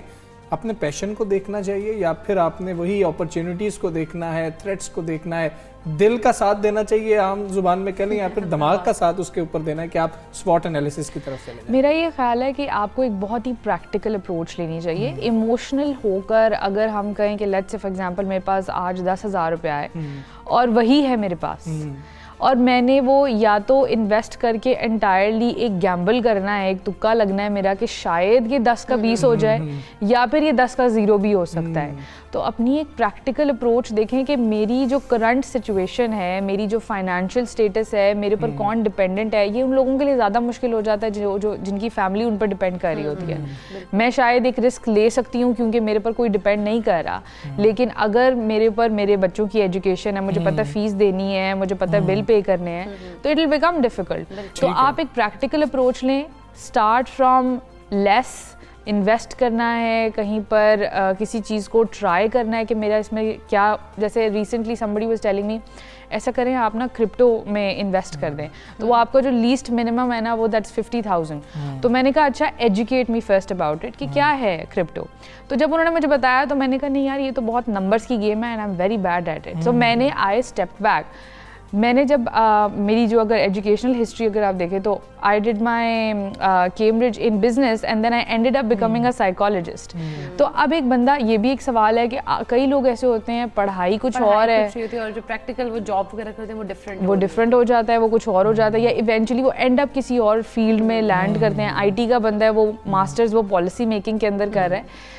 ضرور ایکسپلور کریں ود ٹائم. آپ یہ بڑا امپورٹنٹ پوائنٹ ہے کہ ود ٹائم انسان کی پرسنالٹی چینج ہو رہی ہوتی ہے, ود ٹائم آپ کی اسکلز اور کیپیبلٹیز بھی چینج ہو رہی ہوتی ہیں. ایک بندہ جو شاید 10 سال پہلے ایک ایکسٹروورٹ تھا اور وہ پبلک اسپیکنگ کرتا تھا اور وہ سوشل انٹریکشن میں بہت کمال تھا, ہو سکتا ہے 10 سال کے بعد اس کو لگے کہ نہیں now I just want to sit down, میں پیچھے بیٹھ کے بس کچھ کام کرنا چاہتا ہوں. اہلیت جانچنے کو کوئی پیمانہ بھی ہوتا ہے کہ ہمارے لیے ذرا زیادہ آسانی ہو جائے کوئی فیصلے کرتے ہوئے؟ Career personality test, aptitude test جو ہیں وہ اویلیبل ہوتے ہیں. اگین یہ ایسی چیزیں ہیں جو کہ آپ کو آن لائن بھی مل جاتی ہیں, لیکن اٹس بیٹر کہ آپ کسی پروفیشنل کے پاس جا کے, کریئر کنسلٹنٹ کے پاس جا کر آپ ان سے مشورہ کریں کہ بھائی یہ میرے پاس ابھی کوالیفیکیشن, اسکل سیٹ, ایکسپیرینس ہے, اب میں اس کو انہینس کروں یا میں ایک رسک لوں اور میں اس چیز کے اندر جاؤں. اب جو رسک آپ نے لینا ہے اس کو بھی آپ اینالائز کریں, اس میں ٹائم کتنا لگے گا, اس میں پیسے کتنے لگیں گے. لوگ اکثر جب باہر جا کر پڑھنا چاہتے ہیں, اسٹڈی ابراڈ اپرچونیٹیز لینا چاہتے ہیں, باہر جا کام کرنا چاہتے ہیں, کہتے ہیں بس بھیج دو ہمیں کسی طریقے سے یہاں سے. دے ڈونٹ وانٹ ٹو سی کہ کیا آپ اس کی ویدر کنڈیشن سے ایڈجسٹ کر سکیں گے, وہاں پر لوگ کیسے ہیں, آپ ان کے ساتھ ایڈجسٹ کر سکیں گے یا نہیں. یہ سننے میں بہت چھوٹی باتیں لگتی ہیں, لوگ کہتے ہیں نہیں ہم کر لیں گے, ہم گزارا کر لیں گے, لیکن کئی دفعہ وہ وہاں جا کر سفر کر رہے ہوتے ہیں, کئی دفعہ کئی سال وہ ویسٹ کر کے اپنی زندگی کے وہ پھر واپس آ جاتے ہیں خالی ہاتھ. تو اس سے بہتر یہ ہے کہ آپ ایک روڈ میپ بنائیں, آپ ایک پلان بنائیں, نمبر 1 میں نے کیا کرنا ہے, نمبر 2 میں نے کیا کرنا ہے, وہ اسٹیپس آپ فالو کریں. اینڈ وہ اسٹیپس فالو کرتے ہوئے ان اسٹیپس کے بھی اگر کوئی سب اسٹیپس ہیں, میک شیور کہ ان کو آپ غور سے پڑھیں, ان پہ اسٹڈی کریں, ریسرچ کریں, کسی اور پر ڈپینڈ مت کریں. اگر میں یہ سوچتی ہوں, اچھا جیسے میں نے کہا کہ آپ کریئر کنسلٹنٹ کے پاس جائیں, career consultant doesn't live in you, وہ آپ میں نہیں رہتا, اس کو نہیں پتا کہ آپ کی کیا خوبیاں ہیں, آپ کی کیا زندگی کی مشکلات ہیں, آپ کہاں کس لیول تک ایڈجسٹ کر سکتے ہیں. تو اپنے اوپر ریسرچ کر کے پھر کریئر کنسلٹنٹ یا کسی اور کنسلٹنٹ کے اوپر ریلائی کریں. پھر بھی اس کے اوپر برین اسٹارمنگ لازمی طور پر کریں کہ جو اس بندے نے مجھے کہا ہے کیا یہ میری زندگی کے ساتھ چل سکتی ہیں چیزیں, نہیں چل سکتی ہیں. میری ایک اور عام چیز ہے, جس طرح سے کریئر سوئچ کی بات ہو رہی تھی, اگر ہم دیکھیں اسٹڈیز کیا کہتی ہیں کہ انسان کس عمر تک سیکھ سکتا ہے کچھ نئے سکلز کو. اب عام طور پر یہ کہا یار میری اب عمر نہیں ہے, اب تم نہیں سیکھ سکتے ہو. اچھا اب وہ عمر نہیں رہی, تم 30s میں چلے گئے, تم 40s میں چلے گئے ہو, تو کیا کوئی اس طرح کی اسٹڈیز میں ٹائم آتا ہے کہ نہیں اس کے بعد آپ نئے سکلز نہیں سیکھ سکتے, اس لیے کچھ نیا ٹرائی نہ کریں, کراس لگائیں, جو آپ کر رہے ہیں وہی کرتے ہیں ساری عمر. انسان کا دماغ اتنا سمپل اور اتنا کمپلیکیٹڈ ہے کہ ہم ہر ایک چیز جو ہے نا ہر انسان پہ جنرلائز نہیں کر سکتے ہیں. ایک انسان کا دماغ وہیں تک جاتا ہے جہاں تک وہ اس کو خود لے کر جانا چاہتا ہے, اور ڈائریکشن اگر آپ نے دینا ہے. ابھی میں ریسنٹلی دیکھ رہی تھی نیوز کے اندر, سو کوئی پتہ نہیں, there was this 80-year-old, انہوں نے اپنی PhD کمپلیٹ کی ہے بلوچستان میں. That for another 80-year-old جس کا کوئی ایکسپیرینس نہ ہوگا, میں تو کمپیوٹر نہیں چلا سکتا, مجھے پڑھنا نہیں آتا, اگین ان کا ایک اسکل سیٹ تھا تو انہوں نے اس کے اوپر اس کو انہینس کیا. تو اس لیے کوئی ایک لمٹ نہیں ہے کہ انسان کا دماغ جو ہے وہ 60 سال کے بعد نہیں کام کرتا, یا 80 سال کے بعد نہیں کام کرتا, یا 30 سال کے بعد کام نہیں کرتا. آپ کبھی بھی کوئی بھی چیز لرن کر سکتے ہیں. آج کا وہ جو 80 ایئرس میں پیشن تھا ان کا, ہاں بالکل ایسا ہو سکتا ہے کہ ان کا شوق ہو, ان کا پیشن ہو, کہ اب ان کو پتہ ہے کہ اب ہی از 80 ایئرز اولڈ, کہ اس کے بعد ان کی کریئر گروتھ کیا ہی ہوگی. لیکن یہ ہے کہ وہ ایک انسپریشن ہے بہت سے لوگوں کے لیے جو ان کو دیکھ رہے ہیں, جو کہ let's say for example 30-year-old وہ سوچا نہیں میں نے ماسٹرز کیا کرنا ہے, میں نے کیا PhD کرنی ہے, اب ٹائم گزر گیا. بٹ جب آپ وہ نیوز دیکھتے ہیں کہ 80-year-old, تو ہو سکتا ہے کئی 30 years old نے سوچا ہو کہ یار انہوں نے کیا ہے تو میں بھی کیوں نہیں. بالکل ایسے ہی ہے.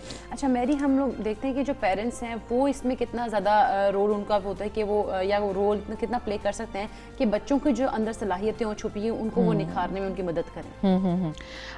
بچوں کو ہمیشہ ایک اوپن اینڈ دیں کہ وہ ایکسپلور کر سکیں.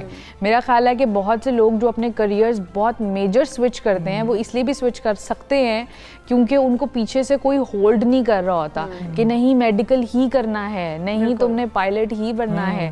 وہ اسی لیے ان کو وہ تھوڑا سا, اگر کئی دفعہ آبویسلی ریبیلیس بھی ہوتے ہیں. جب میں نے بھی سائیکالوجی پرسو کرنا تھا تو میں خود بھی تھوڑا کنفیوز تھی کہ کیا یہ ایسی چیز ہے جس کا اسکوپ ہے پاکستان میں, کیا یہ ایسی چیز ہے جو کہ لوگ ایکسیپٹ کرتے ہیں.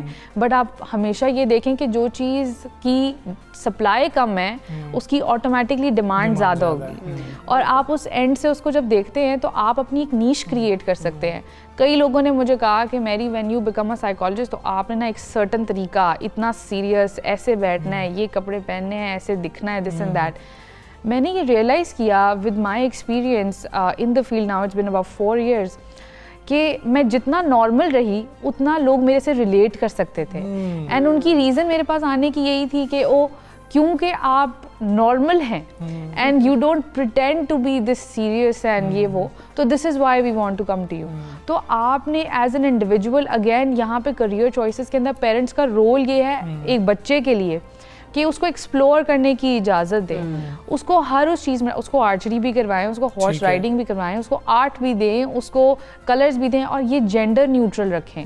वो कहते हैं ना कि बच्चा लड़का है तो उसको कलर्स नहीं कि ये तो लड़कियों वाले काम है, अगर लड़की है तो उसको कहेंगे कि नहीं ये बहुत ज़्यादा वो टॉयज़ को तोड़ कर फिर जोड़ने वाला काम जो है ये तो लड़कों की चीज़ है। तो उनको जेंडर न्यूट्रल रहकर उनको चीज़ों से की एक्सेस दें। जब वो एक्सप्लोर करेंगे तो आपको उनकी सारी स्किल्स नज़र आएंगी, इंक्लूडिंग देयर साइकोमोटर स्किल्स, जिसके अंदर कि वो मूवमेंट कैसे करते हैं, वो क्या खेल सकते हैं, स्पोर्ट्स के अंदर उनकी कितनी कैपेबिलिटी है। I regret it so much, मेरे डैड ने he never let us be in sports because उनको ये लगता था it's a time waste. And today I see that I am this person जो कि बहुत एक्टिव है इन द जिम। वाई? क्योंकि मुझे एक्सप्लोर नहीं करने दिया गया, तो मेरी जो फिजिकल एनर्जी है अब वो एक डिफरेंट तरीके से निकल रही है, और फिजिकल एनर्जी निकलना मेरी हमें ये भी बताएं कि हम मौरूसी खुसूसियात की बात करें, स्किल्स की बात करें कि ये होता है कि जी के पेरेंट्स में ये खुसूसियात थी इसलिए बच्चे में भी ये खुसूसियात हैं, ये बात कितनी वैलिड है? दूसरा, हम आमतौर पर देखते हैं ब्यूरोक्रेट का बच्चा ब्यूरोक्रेट है, डॉक्टर का बच्चा डॉक्टर है, इंजीनियर का बच्चा इंजीनियर है, वकील का बच्चा वकील है, और बिजनेसमैन का बच्चा जो है वो बिजनेसमैन है। अब ये उस बेचारे का एक्सपोजर ही उस हद तक रह जाता है, ये एक वजह है, या फिर पेरेंट्स की तरफ से वो खुसूसियात उसमें मुंतकिल भी हो रही होती हैं? ये दोनों हम कह सकते हैं। जेनेटिकली आप ये कह सकते हैं कि इंटेलिजेंस जेनेटिक हो सकती है, आपका IQ लेवल क्या है, उसके अलावा आपकी जो सलाहियत है, या जो आप कह रहे हैं कि ये जो ब्यूरोक्रेट का ब्यूरोक्रेट, डॉक्टर का डॉक्टर, इंजीनियर का इंजीनियर, वो आप ऑब्जर्वेशन से भी देखते हैं। आप देखते हैं कि ठीक है अबू जो हैं वो सुबह जाते हैं और ये काम करते हैं एंड आई एम इंस्पायर्ड और मैं भी यही करना चाहता हूँ, या तो मैं करना चाहता हूँ, या फिर अबू ने क्योंकि कह दिया है कि ये करना है तो आसान है, कन्वीनियंट है, अबू भी खुश मैं भी खुश, यही चलो कर लेते हैं। उसके अलावा because the parent has gone through the same road, उनको एग्जैक्टली पता है बच्चा कहाँ जाएगा, किस ऑफिस में जाना है, कहाँ इंटरव्यू दिलवाना है, इसका आसानी कन्वीनियंट भी है। So this is why it's बहुत जेनेटिक, और दूसरी चीज़ ये भी है कि हम अडेप्ट कितना करें अपनी एनवायरनमेंट से, तो दोनों को मिलाकर I think this is what happens. ठीक है। अच्छा मेरी हमें ये भी बताएं कि बच्चा जब पैदा होता है उसको जो एनवायरनमेंट मिल रहा होता है वो कितना इम्पॉर्टेंट है फ्यूचर में? वो करियर उसके मुताबिक चूज़ कर रहा होगा, या फिर उसका दिमागी तौर पर जो है एक्सपोजर उतना ज़्यादा होगा, उसको चीज़ें मतलब अगर माँ है वो एक ही चीज़ बच्चे से करवाई जा रही है, एक ही जगह पर रख रही है, रोज़ाना की उसकी रूटीन सेम है, तो कितने चांसेस हैं कि वो बच्चा शायद एक ही दायरे में घूमता रहेगा, और उसको जब माँ कहेगी कि नई चीज़ें एक्सप्लोर करो तो वो बच्चा शायद करियर में जाके भी नई चीज़ें एक्सप्लोर करेगा। हम बात कर रहे हैं टोडलर से लेकर, अगर मतलब नौमौलूद से लेकर हम 5 साल के बच्चे जितना ज़्यादा आप बच्चे को एक्सेस देंगे डिफरेंट एक्टिविटीज़ का, चाहे वो गेम्स हैं, चाहे वो विजुअल्स हैं, चाहे वो लोगों के साथ एक्सपीरियंस करना है, उतना ही ज़्यादा आपका बच्चा जो है वो बेहतर तरीके से उसकी मेंटल ग्रोथ होगी, उसका IQ भी आप देखेंगे कि वो उतना ही ज़्यादा बेहतर होगा, उतना ही ज़्यादा इंक्रीज़ कर रहा होगा, क्योंकि एक बच्चा जितना ज़्यादा उसकी इन्वायरमेंट डाइवर्स होगी उतनी ही ज़्यादा उसकी मेंटल कैपेबिलिटीज़ जो हैं वो आप देखेंगे कि निखर के सामने आएंगी। एज एन एडल्ट भी जब वो आप कह रहे हैं कि अगर from childhood to let's say total 5 साल का बच्चा है, वहाँ तक अगर आप देखें तो ये दैट्स द पीरियड जो उसकी प्राइमरी लर्निंग हो रही है। प्राइमरी लर्निंग के अंदर आपने मेक श्योर करना है कि बच्चे का एनवायरनमेंट जो है वो फ्रेंडली है, उसमें अब्यूज़ नहीं है, उसमें ऐसी अडेप्टेबिलिटी की स्किल्स आप खुद भी ये कर रहे हैं। पेरेंट्स अक्सर ये करते हैं कि बच्चे को उन्होंने किसी चीज़ में डाल दिया, खुद उनका कोई सरोकार नहीं उससे, बस ठीक है एकेडमी छोड़ा है, स्पोर्ट एकेडमी है, क्रिकेट एकेडमी है, या कोई भी आर्ट एकेडमी है, वहाँ पर छोड़ा है, and then they don't want to follow up and they want to rely कि कोई टीचर या कोई ऐसा भी जो भी उनका ट्रेनर है वही उनके ऊपर जो है वो काम कर रहा हो। तो पार्टिसिपेट करें बच्चे के साथ, और जितना ज़्यादा आप ये करेंगे उतना ही आपका बच्चा बेहतर सीख मेरी सकेगा। बहुत शुक्रिया आपका सब्सक्राइब का आप हिस्सा बनी, और बहुत ज़्यादा ज़रूरी है जी, और अपने दिल के साथ साथ दिमाग की आपने लाजमी तौर पर बात सुननी है, अपनी अपॉर्चुनिटीज़ को भी देखना है, थ्रेट्स को भी देखना है, स्ट्रेंथ और वीकनेसेस को भी आपने देखना है कोई भी फैसला करने से पहले। बिल्कुल ऐसे ही। अच्छा हमजा, हम आगे बढ़ेंगे। अमेरिका की रियासत वर्जीनिया برطانیہ سے ڈاکٹر محمد ظفر اقبال نوری کا نعتیہ مجموعہ مصحف ثنا ہے، جس میں انہوں نے آقا علیہ السلام کی بارگاہ میں گلہائے عقیدت نعتیہ اشعار کی صورت میں پیش کیا ہے۔ بالکل ایسے ہی، اور اقرا آج 11ویں شریف کے موقع پر انہوں نے اپنا یہ نعتیہ مجموعہ حضور سیدنا غوث اعظم رحمۃ اللہ علیہ کی بارگاہ میں جو ہے بطور ہدیہ پیش کیا ہے، اور ڈاکٹر ظفر اقبال نوری کی شخصیت عقیدت مندی کے ساتھ تحقیق پسندی سے بھی مزین ہے، اور قدرت نے انہیں محبت و ارادت سے آراستہ جذبوں کے اظہار کا سلیقہ اور کرینہ بھی عطا کر رکھا ہے۔ بالکل، ان کا جو نعتیہ کلام ہے وہ فکری خوبیوں کے علاوہ فنی محاسن سے بھی مالا مال ہے۔ ہماری دعا ہے اور ہماری دلی دعا ہے کہ اللہ کریم ظفر نوری کی یہ جو کاوش ہے وہ قبول فرمائے اور حضور صلی اللہ علیہ وسلم ان سے راضی ہو جائے۔ بالکل، یہ بڑی سعادت کی بات ہے، اور آپ دیکھیں کہ نبی پاک صلی اللہ علیہ وسلم کی بارگاہ میں آپ جب ہدیہ پیش کر رہے ہوتے ہیں اور وہ نعتوں کا ہدیہ ہوتا ہے، نعت کا ہدیہ ہوتا ہے، تو یہ بڑی سعادت ہے اور یہ اللہ تعالیٰ کا کرم ہے آپ پر، کیونکہ ہم نے دیکھا ہے کہ شاعر حضرات کتنی عمر شاعری کرتے چلے جاتے ہیں اور لیکن وہ نعت کا شعر نہیں کہہ پاتے۔ اگر آپ شاعر حضرات سے بات کریں تو وہ کہتے ہیں کہ ایک بڑے عرصے بعد ہمیں نعت کا شعر عطا ہوا ہے، یہ اللہ کی عطا ہی ہے، اور نبی پاک صلی اللہ علیہ وسلم کی بارگاہ میں جب آپ پیش کر رہے ہوتے ہیں تو یقینی طور پر ہمیں پورا بھروسہ ہوتا ہے کہ یہ جو ہماری عقیدت ہوتی ہے وہ قبول تو لازمی طور پر ہو رہی ہوتی ہے۔ بارگاہ رسالت میں آپ صلی اللہ علیہ وسلم میں وہ جو کاوش ہے وہ قبول بھی ضرور ہوتی ہے۔ تو ڈاکٹر ظفر اقبال نوری صاحب کی یہ کاوش ہے، اور ہم ایک بار پھر سے یہ دعا کرتے ہیں کہ یہ اللہ تعالیٰ یہ کاوش قبول فرمائے، حضور نبی کریم صلی اللہ علیہ وسلم ان سے راضی ہوں۔ ہم آگے بڑھیں گے، ایک اور اہم چیز ہے، اسکولوں میں بچے تعلیم حاصل کرنے جاتے ہیں، لیکن فیصل آباد میں ایک تعلیمی ادارہ ایسا ہے جہاں نہ تو والدین اپنے بچے کو بھیجنے پر آمادہ ہیں، نہ ہی طالبات اسکول کا رخ کرنے کو تیار ہیں۔ اچھا، طلبہ کی تعداد جو ہے مسلسل کم ہونے پر اساتذہ بھی پریشان ہیں۔ اب یہ جانتے ہیں کہ یہ اسکول ہے کیا، اس میں آخر بچے کیوں نہیں جانا چاہ رہے؟ اس طرح شیخ نے ایک رپورٹ تیار کی، آپ کو وہ دکھاتے ہیں۔ فیصل آباد کی کینال کالونی میں عمارت 1 مگر اسکول 2۔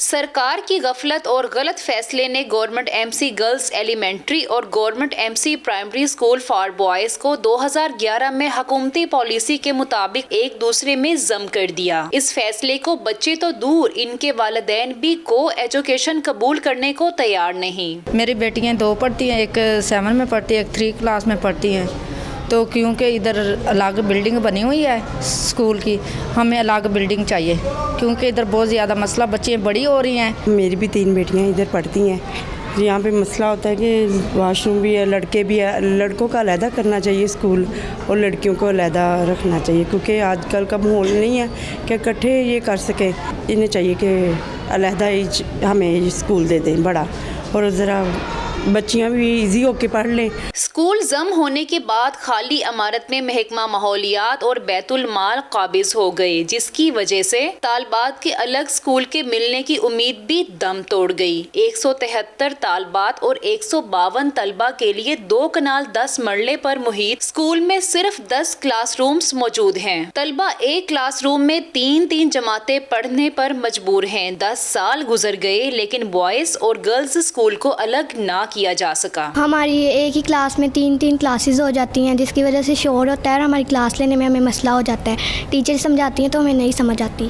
ہمارے ایک ہی روم میں یہ 6 کلاس بیٹھی ہے، ہم 8 ہیں، کبھی کبھی 7 بھی آ جاتی ہے، ہمارا اسکول میں ہمارے ایک ہی کمرے میں بیٹھتے ہیں۔ ہمیں ایک علیحدہ اسکول دیا جائے اور ہمارے اسکول میں ایک بلڈنگ بھی ہمیں وہاں شفٹ کیا جائے، یہاں پہ شور ہوتا ہے اور پڑھنے میں بھی ہمیں مشکل ہوتی ہے۔ 92 نیوز کی نشاندہی پر CEO ایجوکیشن نے لا علمی کا اظہار کیا اور ساتھ ہی مسائل حل کی طفل تسلی بھی دے ڈالی۔ اس حوالے سے میری DOW سے بات ہوئی ہے اور وہ اس میٹر کو انکوائر کر رہے ہیں، اگر اس کا مرچنگ کا ہوگا تو اس کے حساب سے دیکھیں گے کہ 2 بورڈ کیوں لگے ہوئے ہیں، اور جو بھی ان کو ہم فیسیلیٹیٹ کر سکتے وہ کریں گے، لیکن پہلے جو آپ کے ذہن میں سوال ہے کہ ایسا کیوں ہے، وہ DOW مجھے رپورٹ کریں گی، اور پھر جو بھی اس کا بہتر حل ہمیں نظر آتا ہوگا پھر انشاءاللہ تعالیٰ ہم اس کو کریں گے۔ مشترکہ اسکول میں طالبات کو درپیش مشکلات کے سبب ایک تو والدین اپنے بچوں کو دوسرے اسکول بھجوانے پر مجبور ہیں، جبکہ مسئلہ حل نہ ہونے پر اساتذہ بھی تشویش کا شکار ہیں۔ کیمرہ مین زاہد ملک کے ساتھ شائستہ شیخ، 92 نیوز، فیصل آباد۔